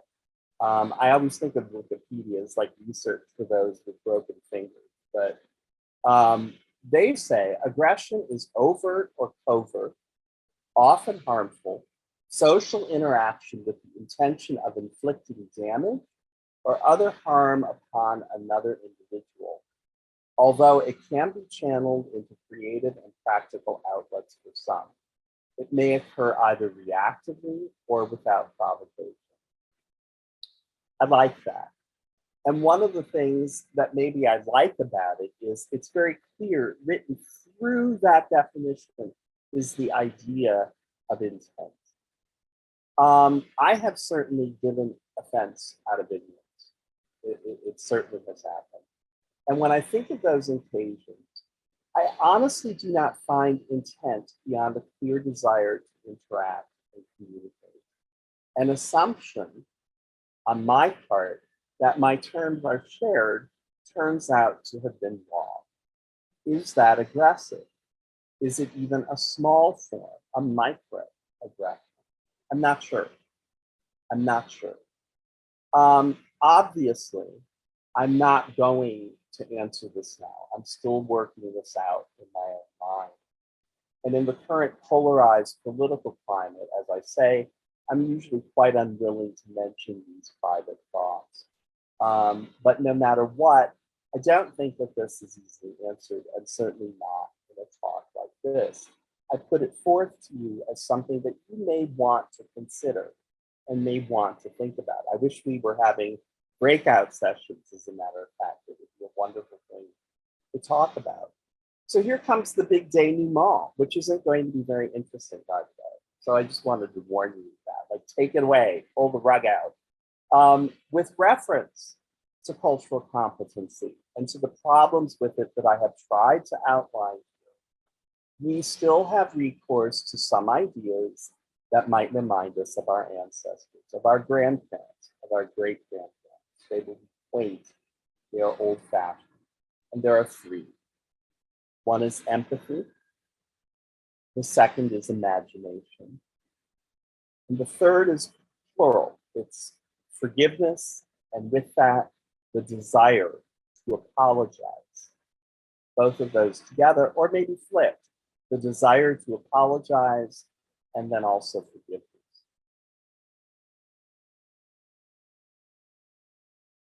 Another story, and that would be briefly around the George Floyd incident and how this in fact relates to empathy and imagination. I remember that night very clearly. I was making dinner. I even remember what I had for dinner that night. I remember watching it on my TV. Another Black man who appeared to be unarmed had been killed in a rather graphic way in Minneapolis. And suddenly, over the next, I looked and was horrified. And I remember this painfully. My next thought was, what am I having for dinner? That was my next thought. What am I having for dinner? I've become a nerd. It's happened so often. Why get upset? Now, what was baffling to me as a brown person and to many other brown people, we were texting. We were all texting a lot in the days and weeks beyond this. Suddenly, white people woke up. We were amazed. I mean, everyone was like protesting. They were out in the streets. They were pissed. And a lot of us were thinking, why weren't you doing this with Tamir Rice, who was 12 years old? What now? Why now are you all getting excited about this? You didn't get excited before, but now you're all excited. And we were all like, we should shut up, because we should just shut up. Take it where you can get it. Just don't talk about it. And people were coming up to me during these few weeks after his murder, and they were apologizing to me for what they assumed it would be like to be a person of color in the United States at that time, the end of May of 2020. Of course, it's been like that for a lot longer. The apologies seemed misplaced, and I focused upon that, but they were exercising at that moment. And these were close friends, both empathy and imagination. Was it perfect identification? No, and there was no way that it was going to be. So I finally realized that that was enough, particularly since the people with whom I was dealing were allowing the empathy and the imagination to move them into action. Now, as I just said, there can be no identification, no perfect identification. No one is going to know what it feels like to be a person of color in this country at that moment, unless you are.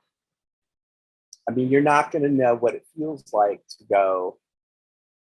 I mean, at that moment, I had a friend who was dying in North Carolina, and I did not want to drive down, partly because of the pandemic, but also partly because I was very afraid of what was happening. So there is no identification. But then let's stop expecting it. And let's stop holding others responsible for not providing it. It's a basic ontological fact. It's like holding someone responsible for the fact that they have a broad nose. There's not much you can do about that. It's just there. Read existential philosophy. You cannot be an other. Look at Simone de Beauvoir, look at Sartre. Actually, the best we can do that I can think of at this moment is empathy, is having empathy, and also having imagination. And I bring this also up in the anti-bias classes. Thus, no one can hold someone accountable for being who and what they are. We can, however, as I do in that class, speak about behaviors and effects. We can think of the behavior of exercising empathy and imagination, and the effect of doing so. We can be thankful. But we must also understand that this is likely all that can be expected. Identification, that kind of sharing of the load, simply cannot happen. And the desire for identification is holding someone accountable for being who and what they are. That behavior troubles me. In other contexts, holding someone accountable for being who and what they are is the condition of possibility for racism itself. Not a good thing to do. But the desire to wonder about what it might be like to be someone else, and the act of doing so without reference to the impossible idea of interpersonal identification, still means that we're looking for a world that would be a better place if this were a more common notion, and even a notion of common sense. That desire would, I believe, make this world a far better place. Given empathy and imagination and the impossible idea of interpersonal identification, we're all going to get something wrong from time to time. Always. It's just going to happen. I have to admit, I always forget my pronouns when I introduce myself. I always forget. I don't know why. Yeah, I do. Because when I was taught to introduce myself to somebody, that wasn't an issue and it wasn't what we were taught to do. It's rooted in my reptile brain and I got to override it. And that takes something from the frontal cortex, and that is a slow process and it does not just happen. We're all going to make mistakes from time to time. We're going to get something wrong from time to time. We do, thankfully, have the ability to apologize. And we also, and this is just as important, but it gets downplayed, we also have the ability to accept an apology. Still, even though we have the ability to apologize and to accept apologies, in my experience, it's still something that we all need to work on. People of color, minorities, or people from historically stigmatized communities need to work on this just as much as people from majoritarian communities. We need to get better with apologies.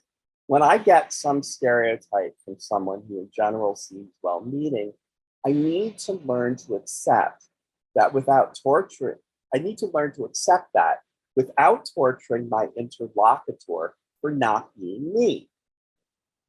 That's not okay. That's not playing fair.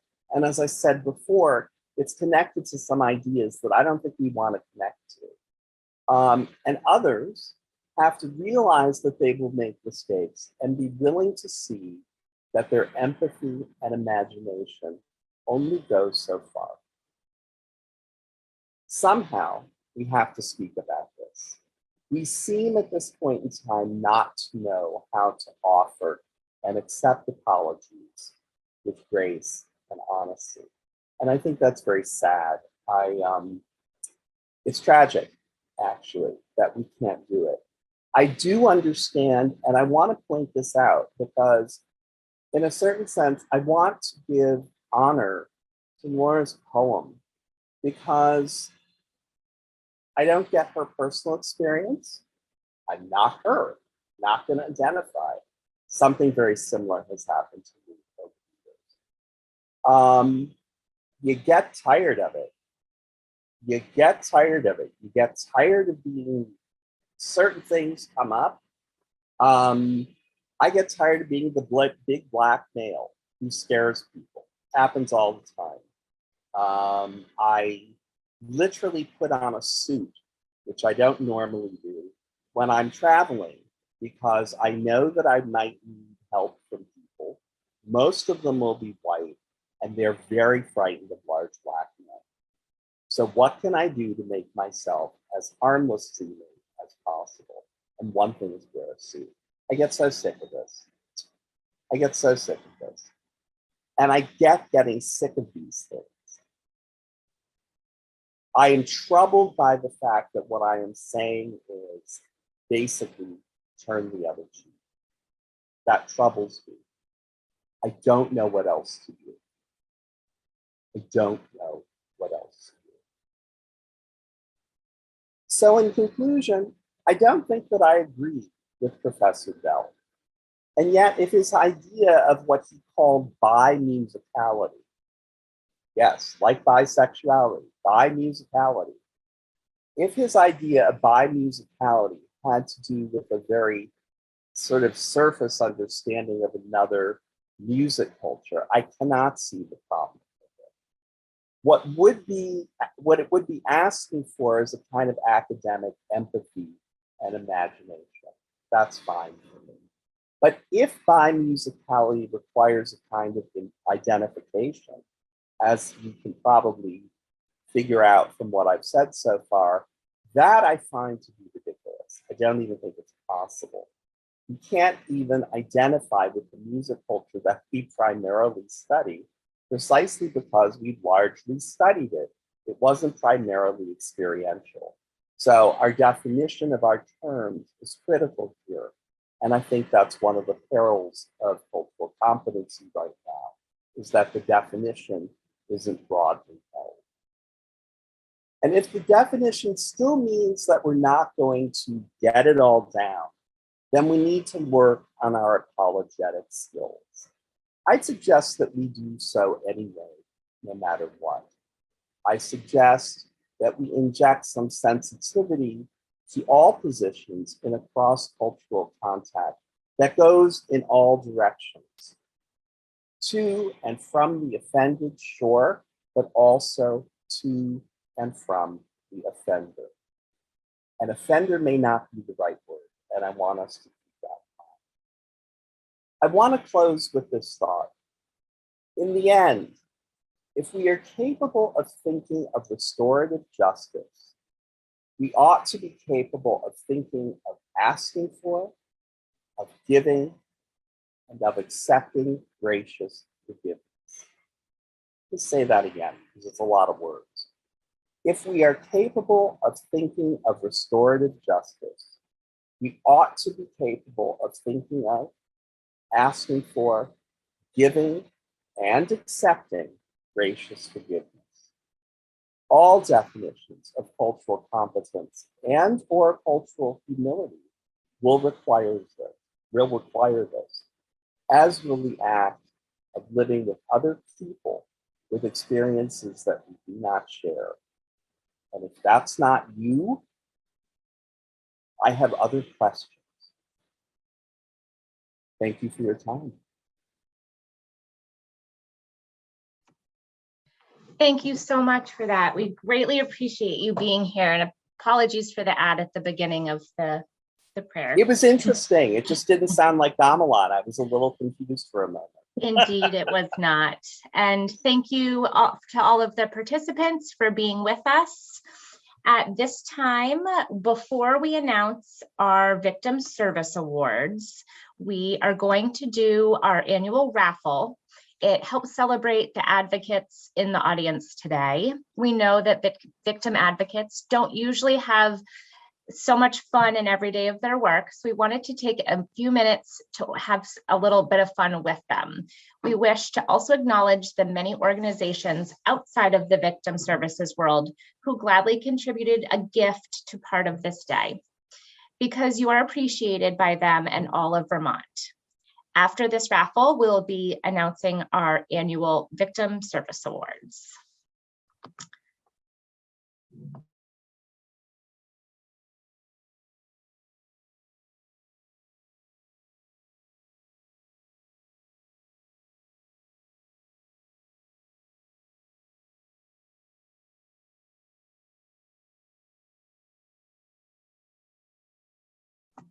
Okay, so we are going to start off. I have everyone all the wonderful advocates who've registered's name in a wonderful bowl right here. And I'm going to give everyone a moment to take a peek. I have posted my screen has all of the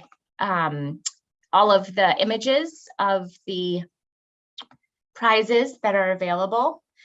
So I encourage you to take a look, and as we start pulling names, whoever comes out, the name we read will get to choose one of these prizes. Before we get started, I want to thank Amy Stearns, who is the brains and effort behind all of these prizes and this wonderful raffle that we do each time. Thank you so much, Amy Stearns, for putting this together and making sure that we have everything we need to celebrate our advocates. All right, first name.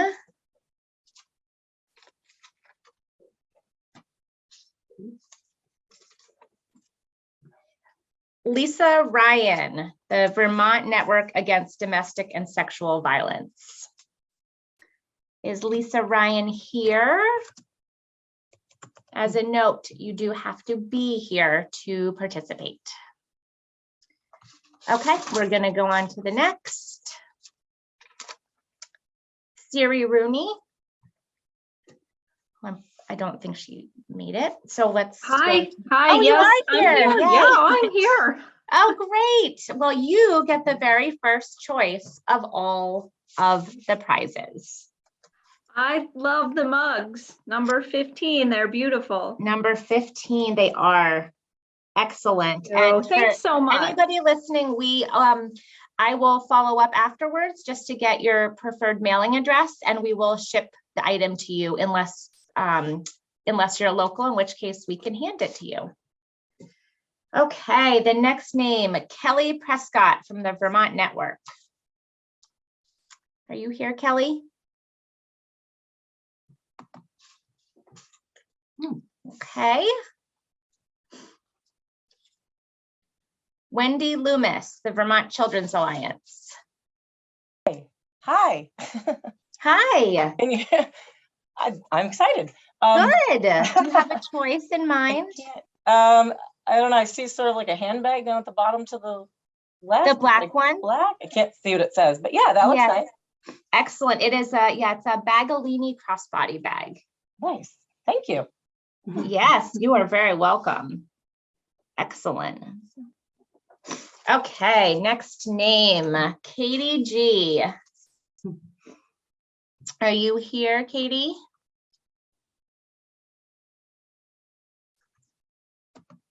I thought she was. No?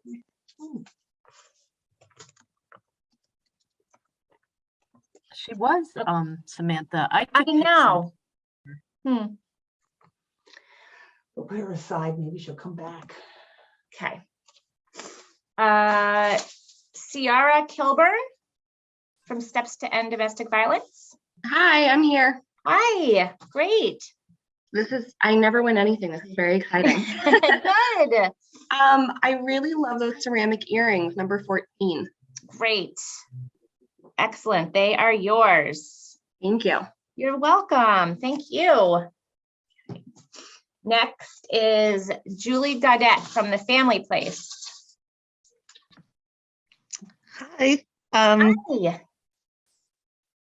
I don't know. I think the sparkly brown earrings, number 8. Yes, beautiful. Thank you. Excellent. You are so welcome. Okay, Roxy Rivard from Umbrella. Are you there? Hi. Hi. Yeah, I'm here. Hi. Great. I think number 7, the pearl necklace. Looks Okay. beautiful. Yes. Okay. Thank you. All right, lovely.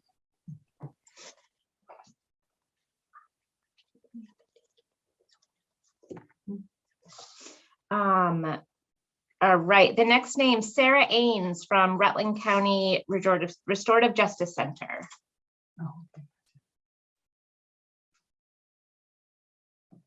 No, Sarah?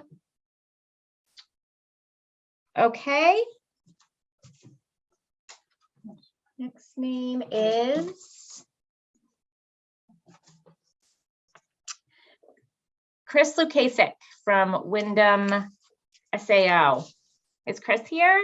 I am. Hi. Hi. Has 18 been taken? It has not. I will take 18. And that is just to make sure. The large bowl. The large bowl. Okay, got it. Great.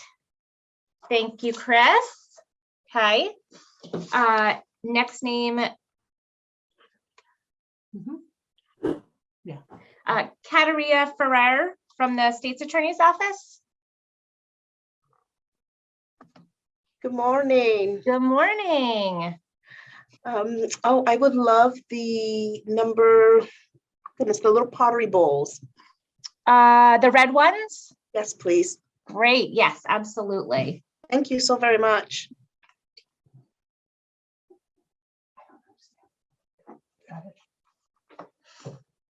Great. The next name is Vicki Tebow. Are you here, Vicki? Okay.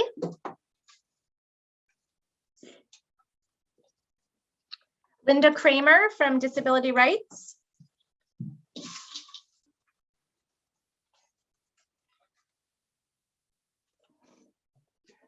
Okay. And now, Marichelle. Marichelle Voigt, are you here? Oh, yes, I'm here. Great.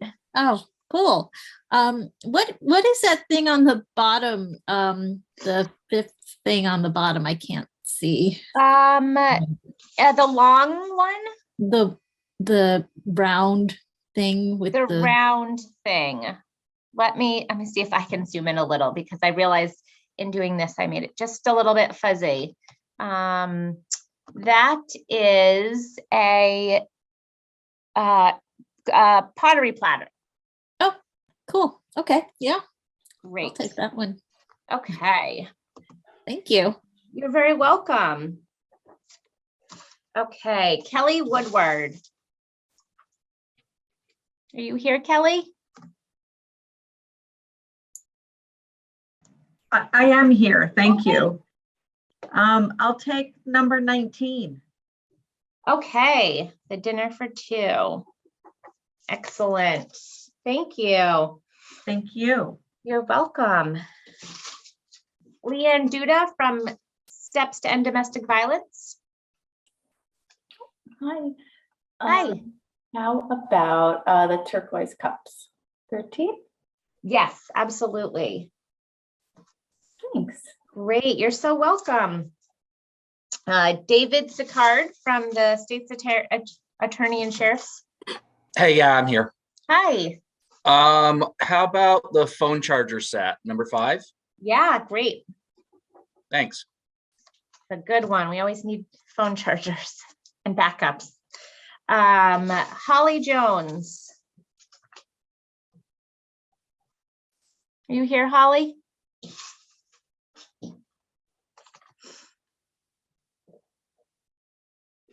Okay. Kelly Doyle. Is Kelly, there she is. Hi. Yes, Hi. I am here. Okay. I'm trying to remember what's been chosen. So we have the whole top row is, oh, excuse me, your top row is different. So with the exception of the earrings and the turquoise cups and the mugs, everything else is available. And on the bottom, chocolate, sign, frame, rug, journals. On the top row, or number 16, is that a scarf? It is, yes. That is a scarf, okay. And then what's below the scarf, number 20? 20 is a marble box. Gotcha. And below that is chocolates, correct? Yes. I'll take the chocolates. Okay. Always use some chocolates. Right. Great. All right. Thanks. Next is Nitra. Is Nitra here? Good morning. Good morning. Thank you. You said 20 was a little box? Yes, it's a small marble box. Oh, that sounds, oh my God. Actually, you know what? I'm going to take the rug. The rug. Great. Yes. Thank you. You are so welcome. It looks great. Okay. Next is John Grandy. I see you. Can you hear me? Hi, yes, Hi, I'm here. Great. Boy, howdy.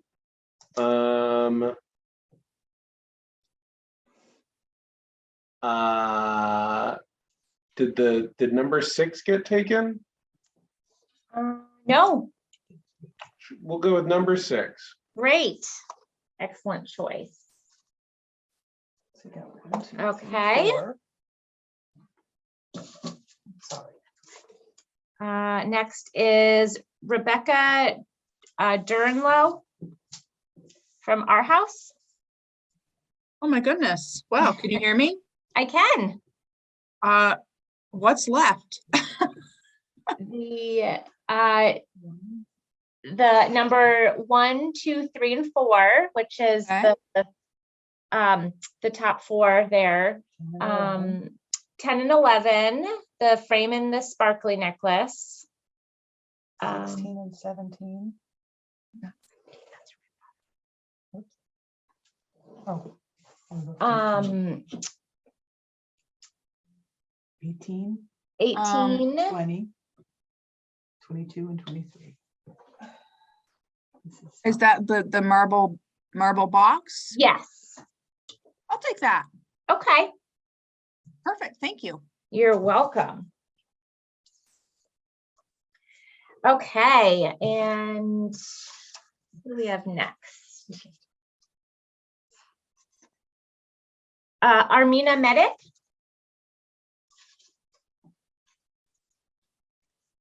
Is Armina here? No.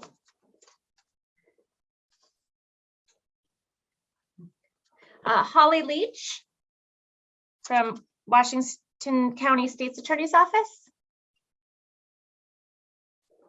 Holly.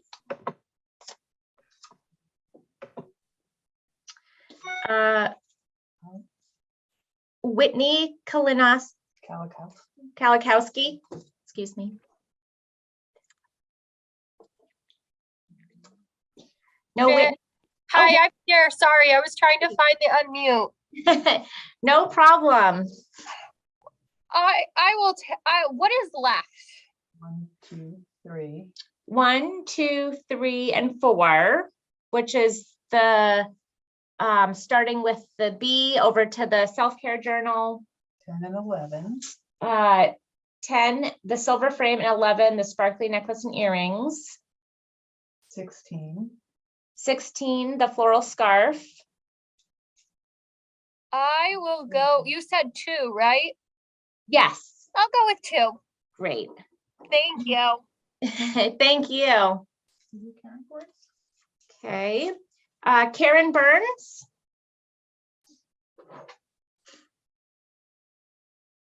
Is Karen there?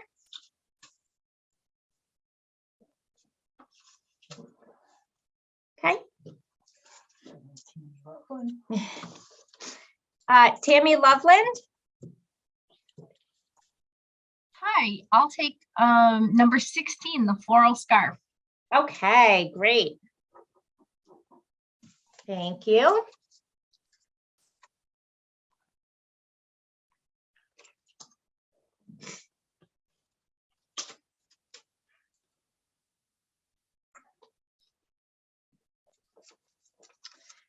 Edith Klamoski. Is Edith here?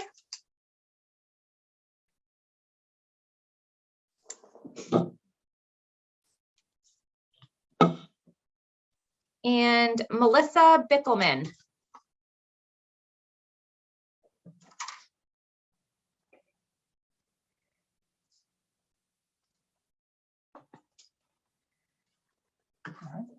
We'll go back through the ones that weren't here. Maybe they are. Okay, let's pull again. Lindsay Owen.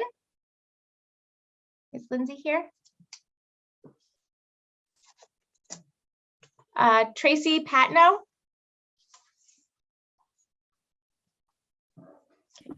I am here. I will go with number, I'll go with number 1, the poster. Okay. Great, thank you. Okay.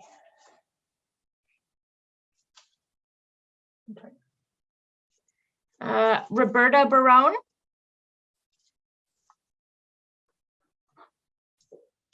Okay.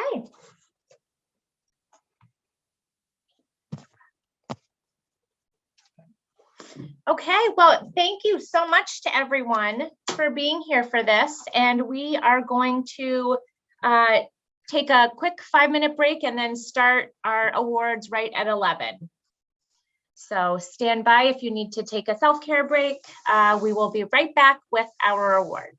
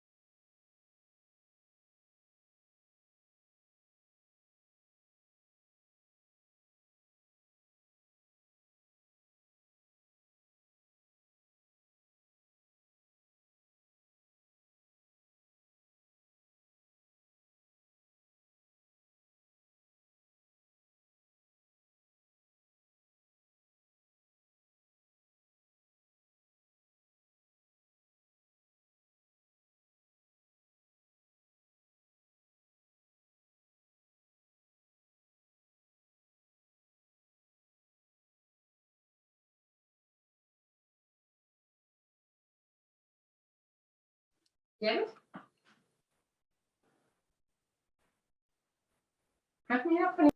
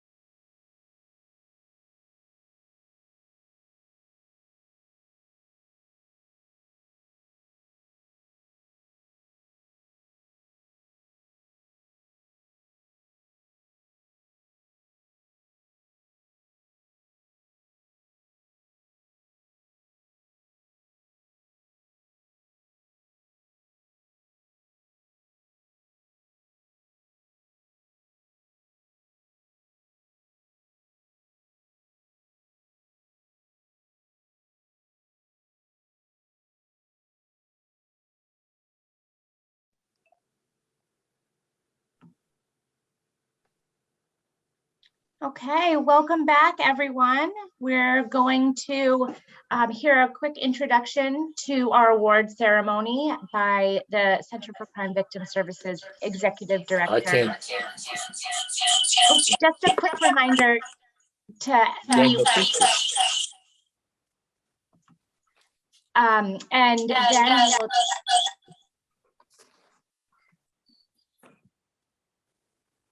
then we'll jump right into the awards. So, Jen, do you want to go ahead? Yes. Can people see me? No. Okay. Yeah, Yes. no. I'd prefer that I wasn't seen anyway, but good morning and welcome to the our annual Crime Victims' Rights Week award ceremony. And while this is my first ceremony as the executive director of Crime Victim Services, I've certainly been to many.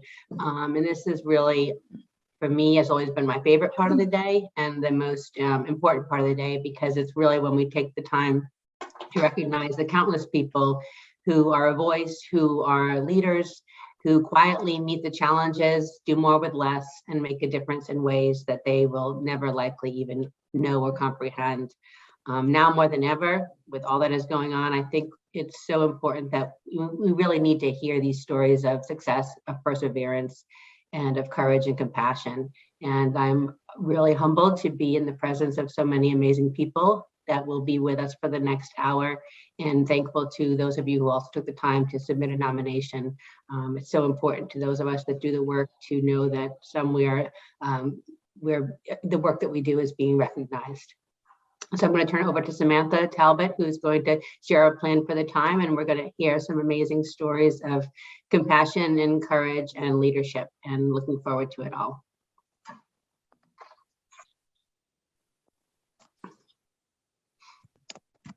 Thank you, Jen. So welcome back, everyone.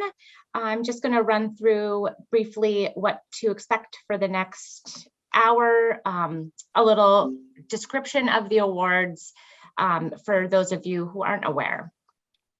So the Crime Victims' Rights Week Service Awards have been given annually.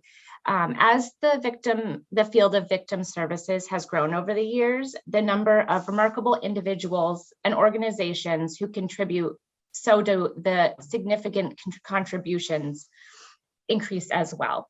Today, the field includes countless people and programs that have, through vision, action, dedication, and leadership, improved the lives in the aftermath of crime. These awards recognize victim advocates, activists who have inspired us through their acts of courage and compassion, programs or individuals whose work has been particularly innovative and pioneering, and those who exemplify the long-term commitment and characteristics that characterizes many of Vermont's victim service providers, some of who themselves are victims of crime. Each person, each award winner will receive a personalized award, a certificate for the award, as well as a copy of all the nomination form or forms in some cases, as well as supporting letters and notes of documentation. It was a really exciting year. There was lots of love, lots of great stories about each of the recipients and why they were so deserving of this award. What I'll jump right in. Our first award is the Emerging Leader Award. This award is for a person in college or younger who has made a contribution to improve the treatment of crime victims, particularly of his or her peers, worked for systems change, or created an innovative project that benefits community response to violence, crime and violence prevention, or community outreach and education. This year, the award goes to Taylor Fontaine for the Emerging Leader, and it will be presented by Jennifer Poehlmann, who is the Executive Director of the Vermont Center for Crime Victim Services. Good morning again, and I'm incredibly honored, and I'm going to do something I don't normally do. I'm going to read a little bit more than normal because I really want to make sure that I get this right. So I just want to say I'm incredibly honored to know Taylor Fontaine and to have nominated her for this award. When I thought about this award and the Emerging Leader Award and what it meant, a young person who's made a contribution to improve the treatment of crime victims among their peers and has worked for system change, I immediately thought of Taylor. And I thought that I couldn't imagine anybody who exemplified the spirit and intent of this award more than she. By way of background, I first came to hear of Taylor and her incredible strength many years ago when I was in a former position supporting Vermont's child advocacy centers. And at that time, when we would have board meetings, the director of the Child Advocacy Center, where her case went through, would come to board meetings and share stories of how incredibly strong this courageous 7th grader was. I didn't know her by her name, but I only knew about her strength as it was shared.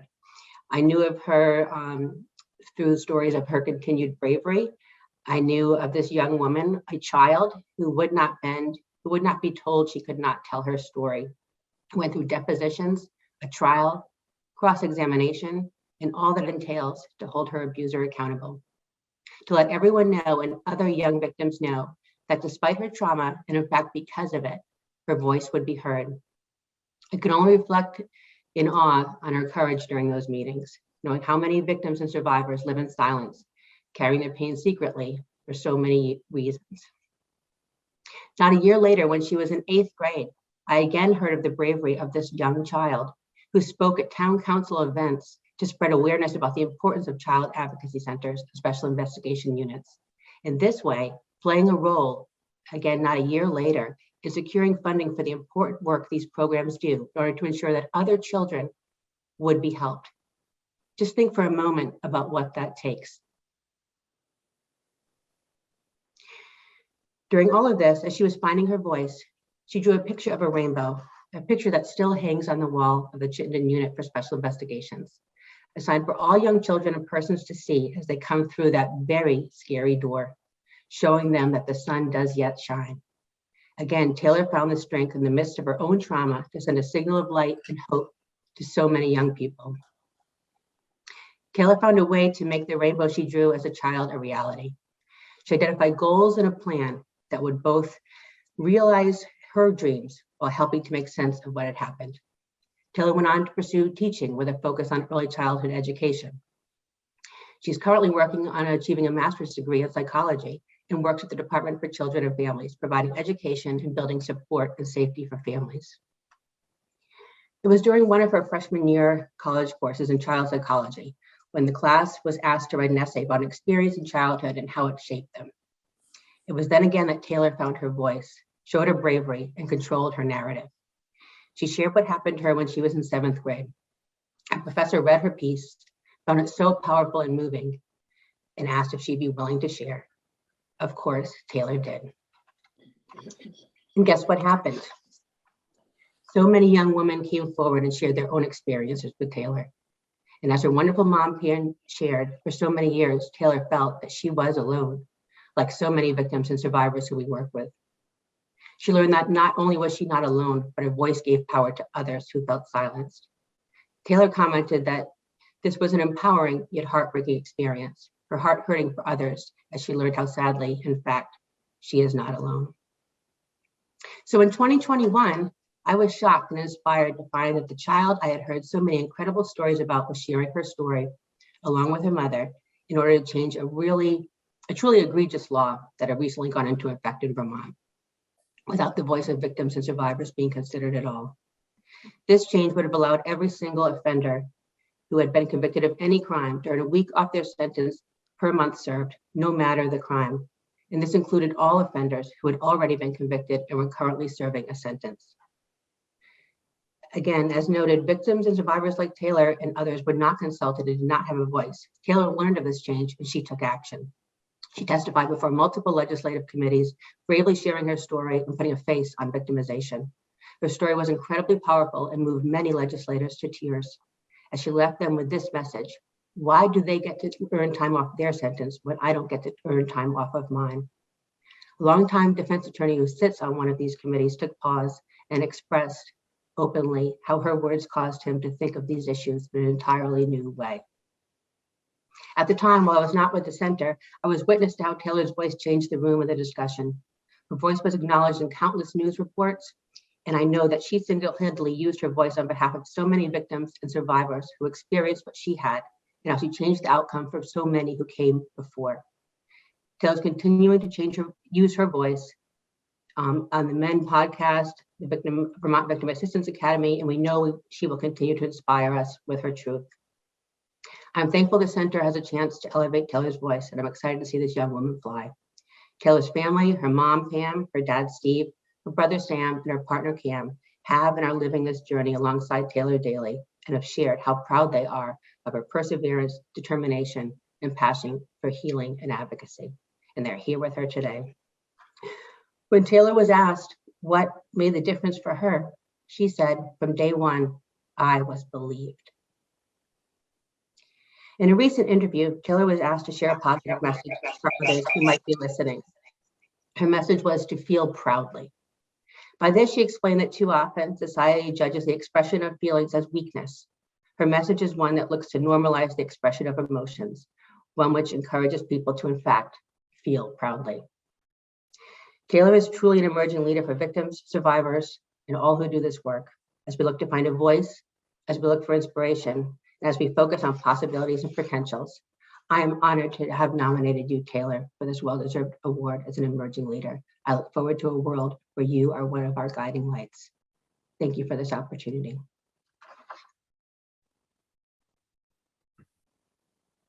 Thank you so much, Jennifer. As I am feeling proudly right now, I just want to say I can't put into words how much this means to me and how blessed I am to have people like you along the ride on my journey. what happened to me definitely was one of the worst things that could happen for a child. But despite what has happened, I've chosen to take back my power and use my voice. And like I always say, a victim's voice is the most powerful voice in a room. So I'm blessed to be able to meet people like you and share my story and work with others for the rights of victims and survivors like myself. With that said, I want to thank everyone who has supported me and continues to support me on my journey, especially my family. Mom, Dad, and Sam. I know this journey has not been easy for you either, but I hope you know how much I appreciate you, and I wouldn't be here without you today. So thank you, everyone.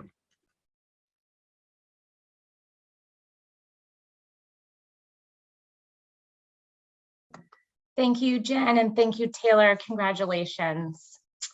We'll move into our next award now. Our next award is to the System-Based Advocate. This award is for an advocate working in a state's attorney's office, law enforcement, DCF, DOC, Attorney General's office, U.S. Attorney's office, or other governmental program who has made a significant contribution to the lives of crime victims. This year, the recipient of the System-Based Advocate Award is Christopher Lukasik, System-Based Advocate, and to introduce him will be Tracy Shriver. Thank you. I am Tracy Shriver. I'm the state's attorney down in Windham County in Brattleboro, Vermont, and it was my honor to nominate my victim advocate, Christopher Lukasik, for this award. Christopher is a committed victim advocate who fulfills his duties here in my office with enthusiasm and grace. That is not always an easy task because Christopher has to work with 5 or 6 attorneys at a time, but he always ensures that victims feel heard, supported, and understood, not only in cases where we have brought charges, but also in cases where there has been a police investigation, but no charges were filed. Christopher has importantly brought some new perspectives into my office, and for that I am very grateful. These new perspectives are based on primarily 2 things, I think. 1, his advanced degree in public health, and 2, quite frankly, his youth. His public health background has helped everyone here in the office focus on community health issues, which has been especially helpful in the last 2 years of the pandemic. And it has also brought us to appreciate and recognize the whole health of victims of crime. His youth has helped bring new perspectives into the office, importantly in areas of technology and the fact that he's had the most recent contact with higher education. I really think that fresh eyes have brought fresh ideas here. But it has really been Christopher's willingness to help out crime victims in new and unusual ways, and sometimes crazy ideas that I have brought to him. So for example, when I came to him and said, I would like you to join this group where we're trying to come up with a sexting restorative justice program, Christopher was very willing to jump in and help. Then when I wanted to form a committee to review the 3,000 plus unlawful trespass orders that were in effect in Windham County and figure out ways to deal with them, I turned to Christopher again, and he was more than willing to jump in and help. And when I wanted someone to reach out to our chain supermarkets here in Windham County to convince them that restorative justice was a good idea and they should participate in it, I again turned to Christopher. But it was during the pandemic when I turned to him and said, there is a community group forming to examine bias incidents here in Windham County. Would you please join? That I really decided that he needed to be nominated for this award. So when the group first started meeting in 2020, we were talking about how to fill gaps in the systems, all the systems that might help victims who are unfortunately tied up in hate-motivated incidents. And that included cases that came into the criminal justice system and cases that didn't. And when the group first got together, there was a lot of discussion about how, where, when, why, what are we going to do? And when it really became focused, the focus was that perhaps we need a community-based advocate to control, manage, and really support victims, whatever part of the systems they find themselves in. And Christopher jumped headfirst into that. He helped develop not only a budget, but also a job description. And his work has led to us applying for other grants and earmarks for funding for this position. And all of this work, all of these crazy ideas that I've been gotten Christopher roped into have been on top of his daily duties working with victims of crime here in the county. It is his willingness to go above and beyond that led me to nominate him for the System-Based Victim Advocate Award, and I am pleased to be able to announce that he won that award, and I am honored to introduce him all to you all.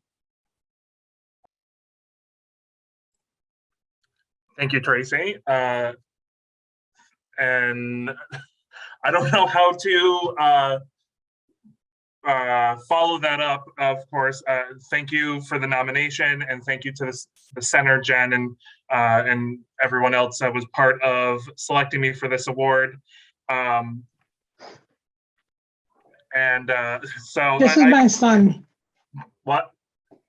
Okay, I prepared. Oh, that was my mother. Everybody. He's probably just. All right. I prepared very quickly some thank yous. Obviously, thank you, Tracy Shriver, for your leadership, your mentorship since I began here. I started here almost 6 years ago, and it is probably the best decision I've made ever to come work here. To the Center for Crime Victim Services, I want to thank you for the very, very clear partnership you have built over the past year or so with the state's attorney victim advocates. We feel very valued. I feel like I can speak for everybody, but obviously I'm speaking for myself. I feel very valued from and supported by all of you, and I want to thank you for that. And of course, thank you to my family. As you heard, my mom is here and my dad is here in the Zoom. Thank you for all the support and listening to me talk when I have those days of I'm working on this and then this and then this, as well as all of that. And finally, I just want to say, for anyone that's seen Parks and Recreation, Leslie Knope once said that what makes work worth doing is doing it with people that you love. And I'm grateful to have found a wonderful team here. So thank you so much.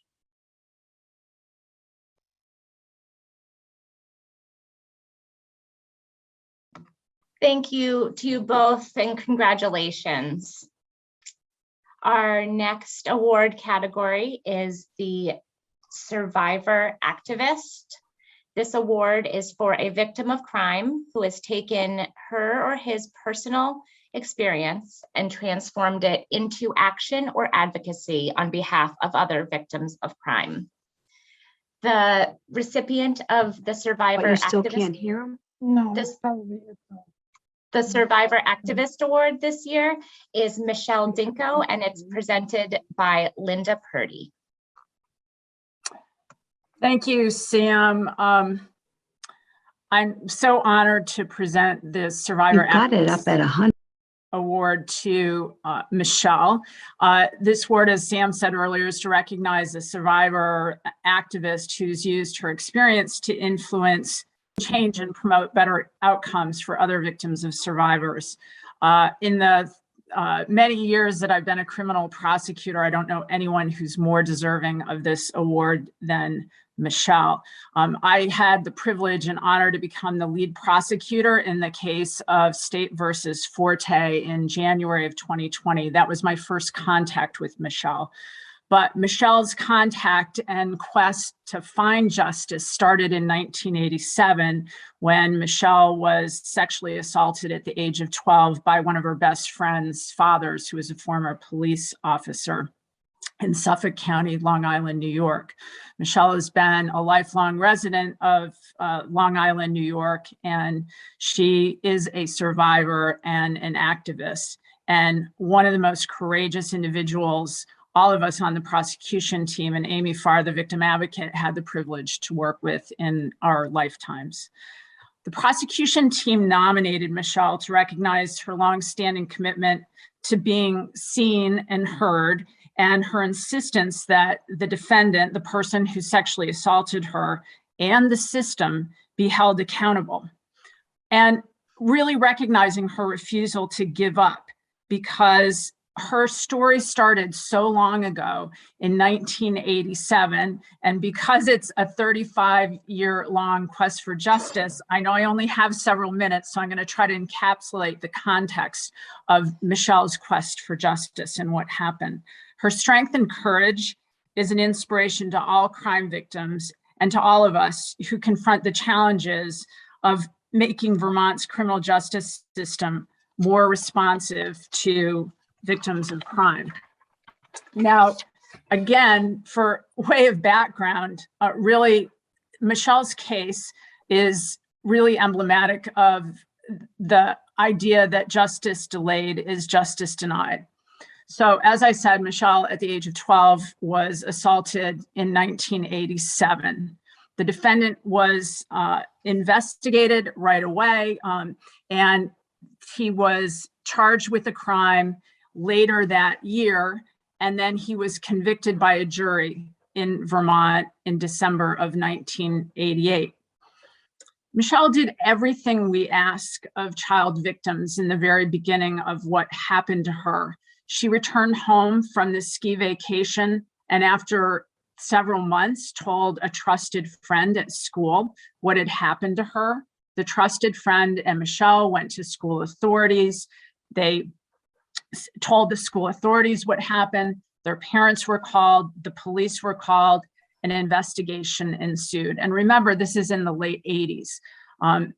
There was a New York grand jury and that was commenced, and they did not return a verdict. And the Suffolk County police detectives, who so cared about the case, who so cared about Michelle, then contacted the Vermont State Police and urged the Vermont State Police to look into what had happened to Michelle in Vermont. The Vermont State Police and the Bennington County State's Attorney's Office immediately investigated the case. He was charged within several months of the investigation with the 3 counts of sexual assault. Within a year and a half, the case was brought to trial in front of a jury. There was a female prosecutor who worked with Michelle and prosecuted that case. So again, Michelle did everything we ask of child victims. We ask children to tell a trusted adult if anyone touches them inappropriately. And despite being scared, ashamed, and embarrassed, Michelle told trusted adults what the defendant had done to her. We asked children to tell the truth, be brave, and testify in open court about embarrassing details of their abuse. At 14 years of age, 2 years after she was assaulted, Michelle testified, detailing her abuse in front of a courtroom full of people. She recently testified in front of a judge again in 2022 in Vermont that it was one of the worst experiences of her life. It was one of the most embarrassing and excruciating experiences she ever did. The jury did what they were supposed to do in 1988. They heard Michelle's testimony, they believed Michelle, and they found the defendant guilty. That really should have been the end of Michelle's involvement in the Vermont criminal justice system. Justice had been served at that point. However, the trial judge, about 10 months after the jury verdicts of guilty, overturned those jury verdicts and ordered a new trial. He cited the female prosecutor's angry tone and over emotion during the trial as his reasons to overturn the jury verdict. Something very rare in my career of over 35 years of criminal prosecution. It is the only case I've ever heard of where a judge has done this. The Office of the Attorney General at the time fought an 8-year unsuccessful legal battle, arguing that the judge had abused his power and that his decision was based on gender bias. The 12 jurors who had rendered the verdict in Michelle's case all provided affidavits, sworn testimony in a subsequent hearing saying that the judge was wrong, the female prosecutor wasn't too angry, she wasn't too emotional, and that they believed Michelle. They based their verdict on the evidence that was presented at trial. After this 8-year legal battle, the case was returned to the trial court in 1997. This triggered the defendant's decades-long evasion of justice in Vermont by a criminal enterprise of lies and deceit to various Vermont judges about his physical health, his inability to travel to Vermont, and to stand trial. When Michelle was in her 30s, she was called by somebody from Vermont and asked if she wanted to keep her case open and return to Vermont to testify in another trial. Michelle bravely agreed, despite the years that had passed. In the following years, the defendant continued calling into the court from Florida for status conferences every 6 months and misrepresenting, lying about his health to various Vermont judges. No trial date was ever set again. Sometime in November of 2019, Michelle was contacted by a reporter from USA Today. And at that point, Michelle decided to go public and tell her story about how long this case had been pending in Vermont after the judge had overturned those jury verdicts.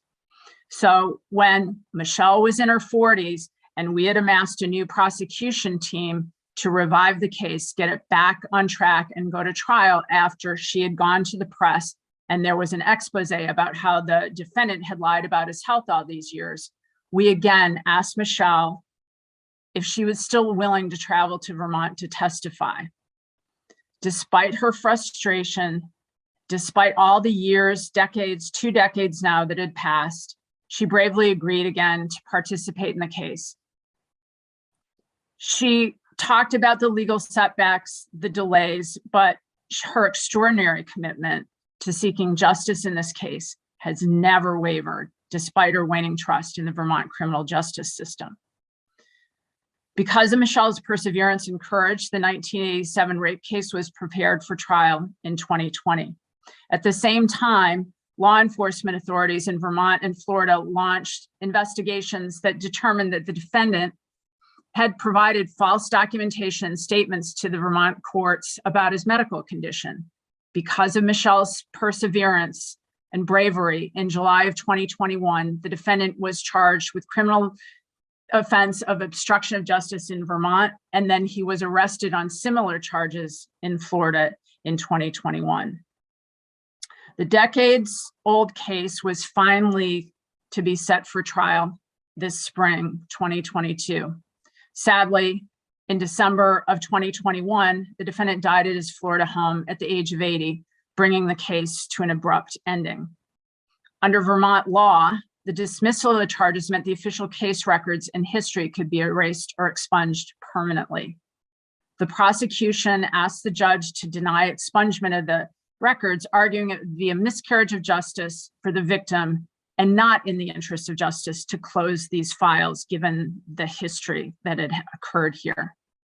So the state, after telling Michelle the devastating news that the defendant was dead and we could no longer go forward, we could no longer seek justice for Michelle, we had to tell her that we needed her to help us seek justice once again and testify at the expungement hearing in March of 2022.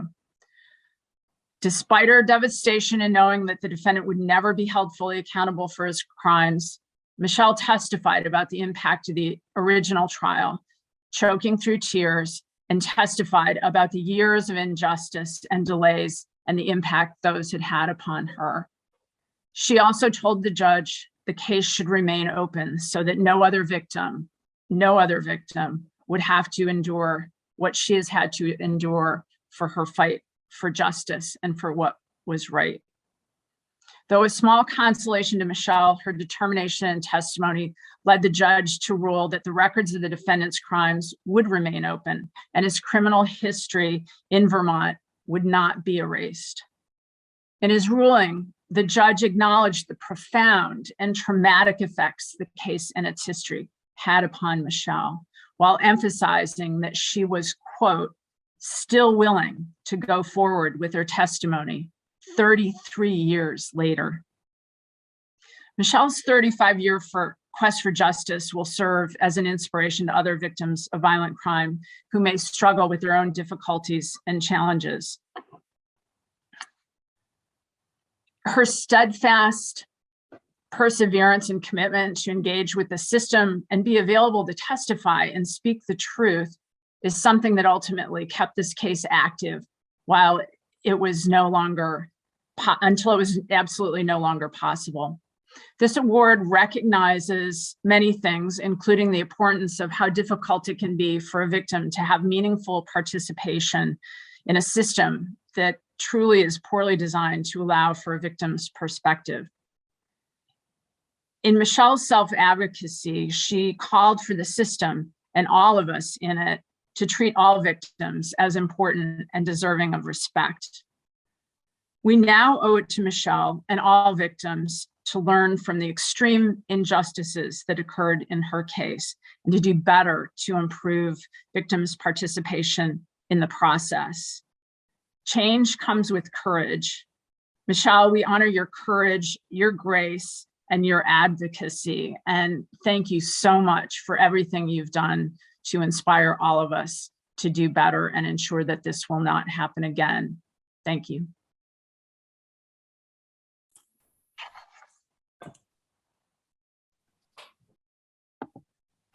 Oh my gosh, Linda, thank you very much for this award. It's weird that it's an award, right? I want to thank you for being an awesome lawyer, prosecuting lawyer, your knowledge and your skills and your perseverance, never giving up on me, even though this must have been the hardest case for you to do, and for believing in me. I have so much thanks to give to everybody. I want to thank Amy Farr for being the greatest advocate and always thinking of my feelings and checking in on me, calling me and supporting me, asking me if I ever need help. Jeffrey Amistoy, having you brought on my case of all your knowledge and experience to help me. David Tarter and all the other members. Teresa DeMauro, starting my case in 1987, 1988. You were an amazing woman and a lawyer. You are winning the case and it totally be overturned. Gus Garcia for contacting me, for recognizing me, the travesty of justice, to interview me and get the fire started to talk about my case and put it in your article. My family, without the support from my mother, for believing me in the beginning and staying strong. My siblings were always by me, standing by me, encouraging me to stay strong. My children had children, they're strong and they kept me strong. I am very proud of them. And my husband, Craig, who has supported me through this emotional roller coaster now, and he still is. I know you had said this before, and I'm just going to say it again. I hope this case can help other victims not to give up the fight and realize that they are important and need to be heard. I also hope that I know somehow the justice system will never let this happen again. This has made me stronger. I am going to train I'm a registered nurse and I want to train to be a SAID nurse, which is a sexual assault nurse examiner. I plan to be the best supporter in any way to help victims as much as I can. And the strength that I have from each and every one of you, I mentioned, you all have left an imprint in my life, and I'm grateful for all your help. Thank you.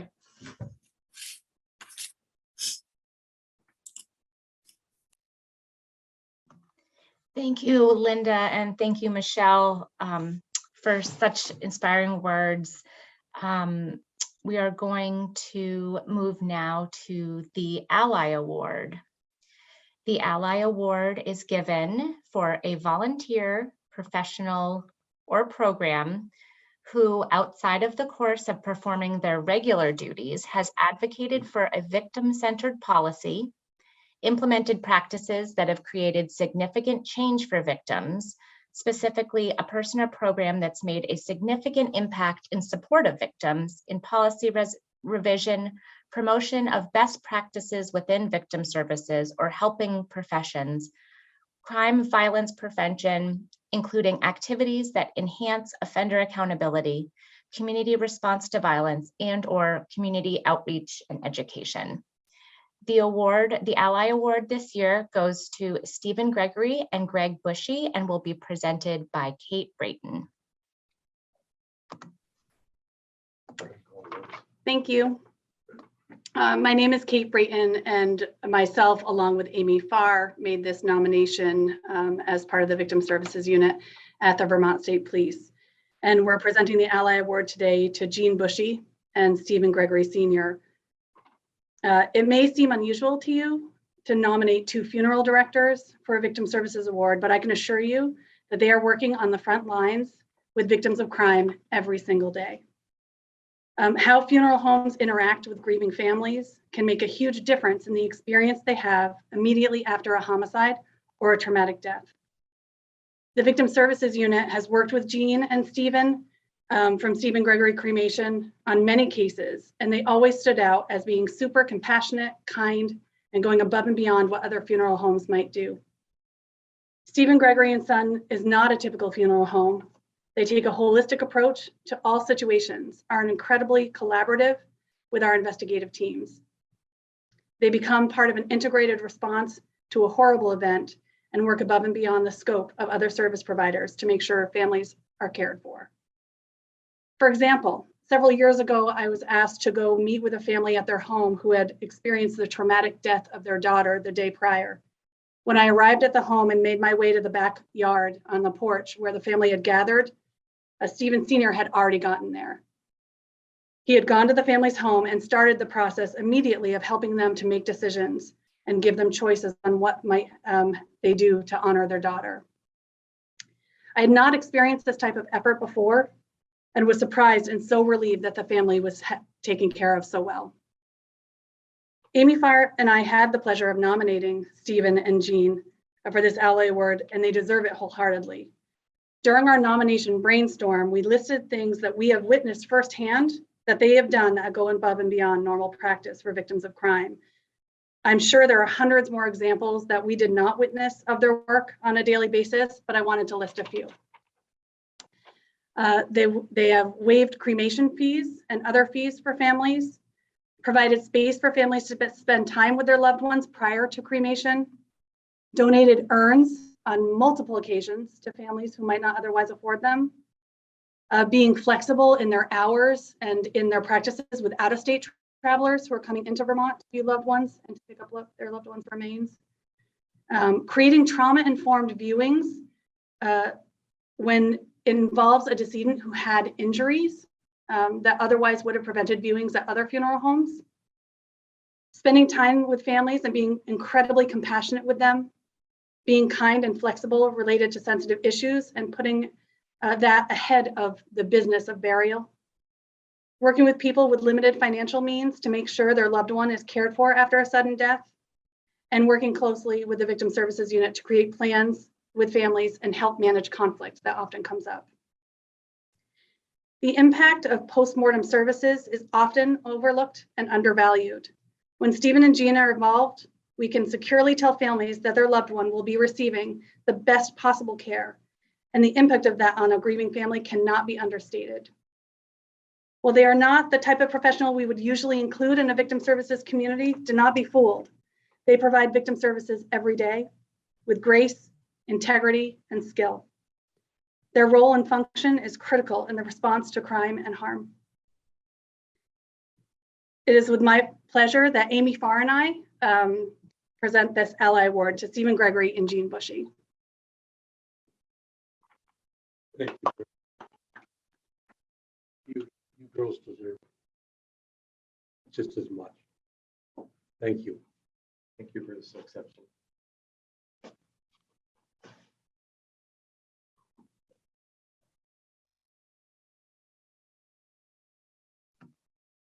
Thank you for that, Kate and Amy, and congratulations. Our next award category is the Career Achievement Award. This award is presented to individuals who have demonstrated exceptional dedication to victim services over their career or lifetime and have changed the culture and practice of Vermont to be safer and more responsive to victims of crime. The recipient of this award will be clearly deserving of a place in Vermont history beside other leaders in victim services. The Career Achievement Award for 2022 is awarded to Tammy Loveland and will be presented by Erica Marthage.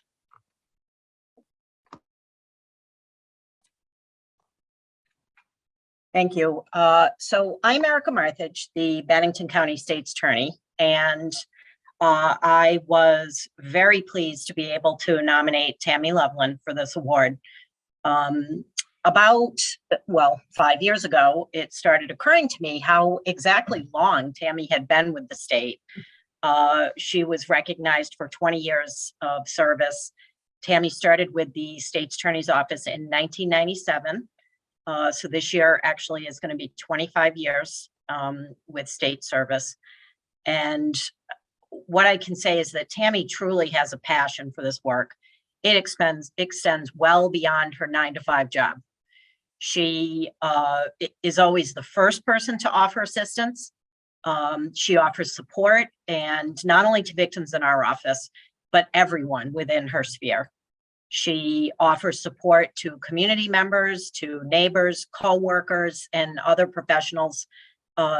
She's always very open with individuals that are struggling, and is always the first one to give them a hug, much to my chagrin, by the way. She is, sometimes I will look down the hallway and see her patting someone on the back, and I just always think to myself, there's just too much touching happening for an office place, but she definitely recognizes when folks are struggling. So for anyone who's in this field, which is probably almost everyone on the phone, you know that it's not all parties and victories and fun times. Tammy has listened to absolutely heart-wrenching situations that victims have been through. She has sat through emotional depositions. She has had to have conversations that are very difficult with witnesses or victims.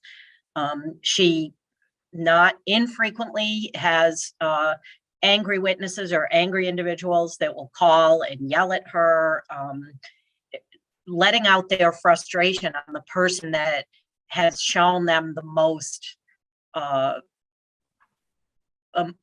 support and the most positive interaction. And yet she continues to persist through all of this. It is definitely not easy to keep coming back to the well when you have a job like victim advocate in the State's Attorney's Office. Tammy has to deliver not very welcome news sometimes to victims. She and I'm sure a lot of you are familiar with the old warning that you shouldn't keep doing the same thing and expect a different result. Thankfully, Tammy has always kind of banked on the fact that she is offering support, and no matter how difficult some of these days are, her mission of helping victims is always at the root of her behavior. She's tenacious, and she is definitely not easily deterred. One of my first experiences with Tammy was when I was a deputy. I had just started in Bill Wright's office in 2000, and my future husband, Brian, was also a deputy. And I just remember, I'm a new attorney, only out of law school a couple of years. I go walking down the hallway, and they are like yelling at each other behind closed doors in Brian's office. And I went down the hall and said to one of the other deputies, Dave Fenster, what exactly is going on in there? And Dave's advice to me was, Tammy is going to make the victim's position known. She's not going to take kindly to being left out of any of these conversations that we're having regarding plea negotiations or positions for trial, and you best make sure you're keeping her in the loop on those conversations, because that's what it looks like when you don't. Now, my husband, who has never been really great at taking direction, to this day greatly respects Tammy, because she has always worked tirelessly for victims, even when sometimes they really don't want to be involved with the court process. They don't want to have interactions with us. That's what makes it so difficult for victims advocates in the state's attorney's office. They're not always individuals that want our services. They don't necessarily want anything to do with us. Tammy never lets that impede her ability to make sure that the victims' rights are being acknowledged and that they are a part of an important part of the system. You know, one more thing that really, I was pleased that I sent an email to a number of partners in our community and that have worked with Tammy for years, and just said, hey, I'm thinking about sending in a nomination for Tammy. What do you guys think? And every person I contacted also nominated Tammy. And they are from all different backgrounds: the Child Advocacy Center, Department of Children and Families, the Center for Restorative Justice. Tammy's truly made an impact on all of the agencies that we work with in this county and statewide. One of the nominations was from another state's attorney's victim advocate in another county that Tammy has always been open to helping other counties, answering questions. She has that institutional knowledge that you just can't create without actually being here for 25 years. She is not one of the employees that I've seen over my career that just kind of loses interest after 25 years. If anything, this past couple of years has been more difficult for Tammy, really than any of us in the office, including my other victim advocate, Whitney Kalinowski, who is a fabulous victim advocate, but she's not the personal. Think about the people who do victim advocate work. Tammy uses physical closeness as part of her job, and she sits right next to victims in the courtroom. She gives someone a hug. She puts her hand on their back. She's very close to, she likes to be in people's physical space. COVID has been very difficult for Tammy in a way that I don't understand. And as I said, Whitney's a phenomenal victim advocate as well, but Whitney is much more like me. Whitney has Max, the therapy dog, who does the physical closeness. And I don't want to call myself standoffish. I have a heart, but I'm not. I was totally fine having social distancing for the last 2 years. Tammy, it was a struggle for her, and it was a very palpable struggle. She really missed being in the same room with her victims. She's the staff member that has been asking me every week since COVID started, when are we going to be having people back in the office? She truly wants to have the individuals she's working with in her physical space, and to offer support and empathy. And she just does a fabulous job with that. And thankfully, because there are just not a lot of people in the world that have that ability. And I am impressed by it every day. And I'm not going to say I haven't been on the receiving end sometimes of Tammy's rants when something's not being done that she thinks should be done. But it is important for all of us to have someone like that in our professional and personal life, someone that we can look to that really embodies everything it means to be a victim advocate, and to just tirelessly do this job for 25 years without losing steam is really and truly commendable. And I just wanted to make sure Tammy was recognized for that.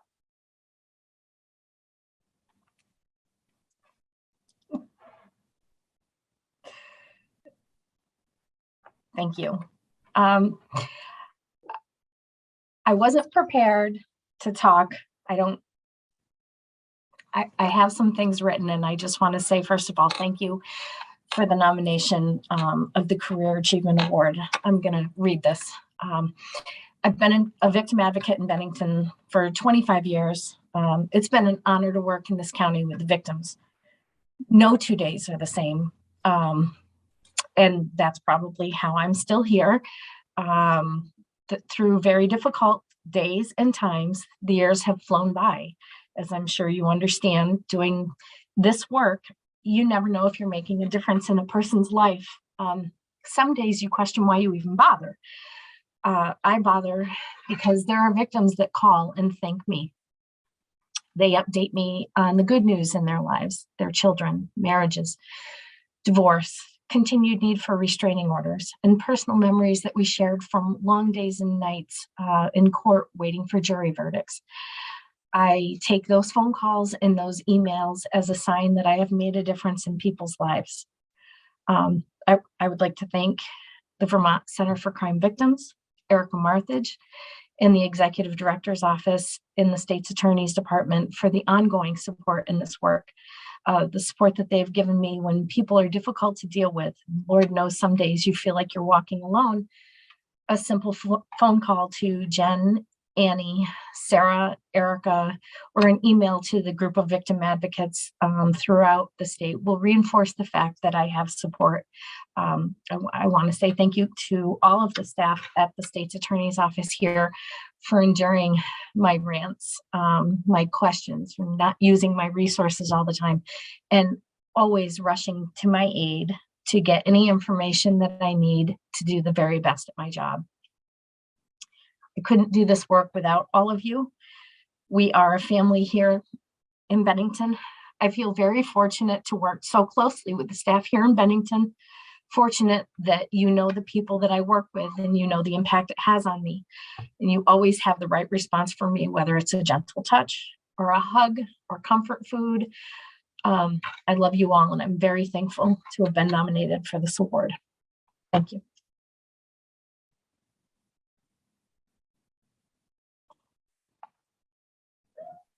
Thank you so much, both of you, for your words, and congratulations. With that, we are going to move to our final award, which is our Community-Based Advocate Award. This award is for an advocate working in a community-based program who has made a significant contribution to the lives of victims. I am going to play a video clip because the speaker, the person who's going to introduce this category was unable to attend. The winner of the Community-Based Advocate Award is Wendy Loomis. And I'm going to play a clip by Samantha Prince, who is a member of the Vermont Children's Alliance Board of Directors.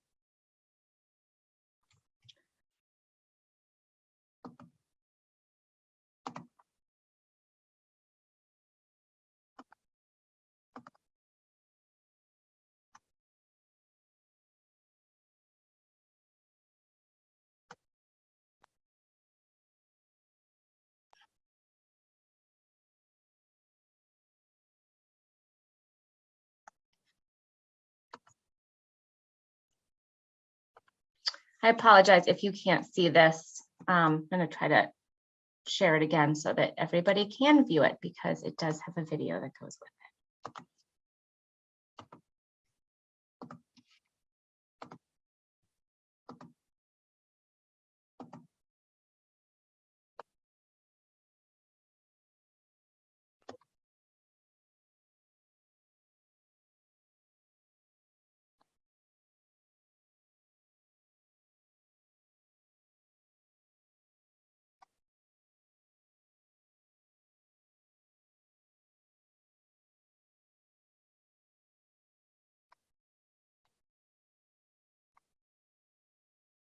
Feel free to reach out to her and share how she's made a difference in your world or for you personally.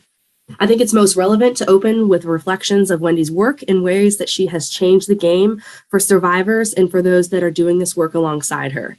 Wendy's a long-standing member in this community, and she has advocated for and worked tirelessly to create many amazing changes. She's pioneered new ways to reach people, to lend power to those that are struggling, and to promote access so that all are welcome and supported. Wendy immerses herself in this work, and she is intimately acquainted with what it takes to get things done and how to get them done well. She's never one to take shortcuts. She will leave no stone unturned. She will exhaust every avenue and run down every lead. Sounds exhausting, right? Gives working tirelessly a whole new feeling. But Wendy does this with a smile on her face and a desire to do more in her heart. While it's not possible today to share the full list of changes, programs, and initiatives that Wendy's had a hand in or created independently, partially because I haven't been around nearly as long as Wendy has, I'm going to briefly summarize her most recent efforts. Wendy's been working with a team to create a new position in the state to amplify and ensure prevention efforts are delivered in schools, youth-serving organizations, amongst first responders, and many more members of each Vermont community.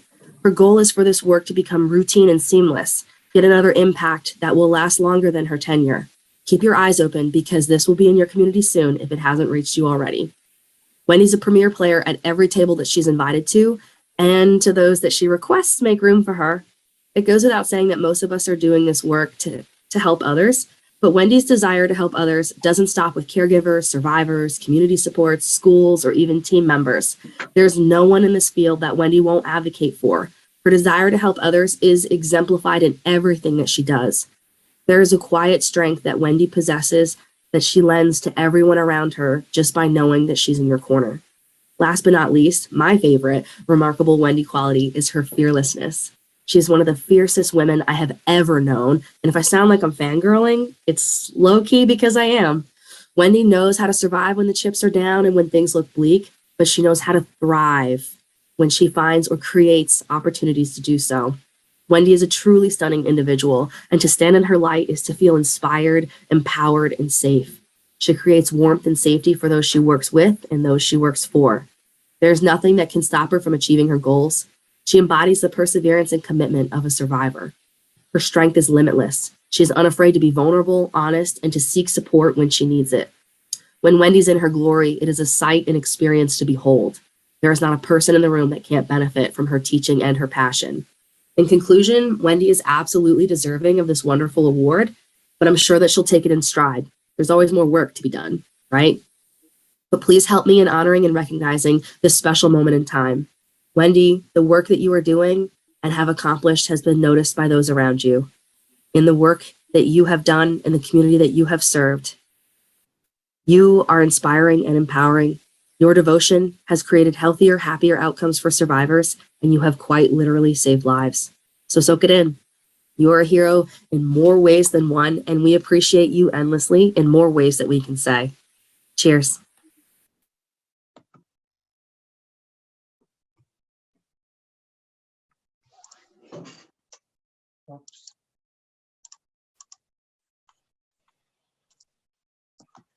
My apologies, but I can't get my camera to turn around. Thank you. I might be blushing if you could see me right now. I guess I want to say thank you. I'm actually honored to have been nominated and grateful to all of you for choosing me. Grateful to everyone who I've come in contact with along the way, from family and friends and coworkers and statewide team members and clients that we serve. I think I've learned more from the clients, victims, and families we serve over the years than any classroom could have ever taught me. Biggest thank you goes to the team of amazing professionals I've had the pleasure of working with every day, not just in my immediate county, but across the state. I honestly can say that Vermont is extremely lucky to have such an amazing group of people willing to do this work and do it well. I'm sincerely grateful to everyone for the ongoing encouragement. Those were some crazy words. Fierce and thriving and game changer were not things that I would put on my category. anyway, you guys, the support and encouragement from all of you, all the CAC, SIU staff across the state, et cetera, crime victim services, and everybody who does this work has enabled me to continue my efforts and dedication to this role. Thank you.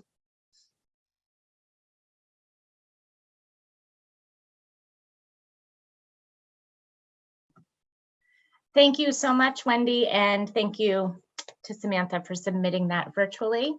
I want to thank everybody who was here today for the full day of events, for the award ceremony, for a part of it. We appreciate your participation, and we hope that you've enjoyed being with us this morning. And we hope you also have a wonderful weekend and end to Crime Victims' Rights Week.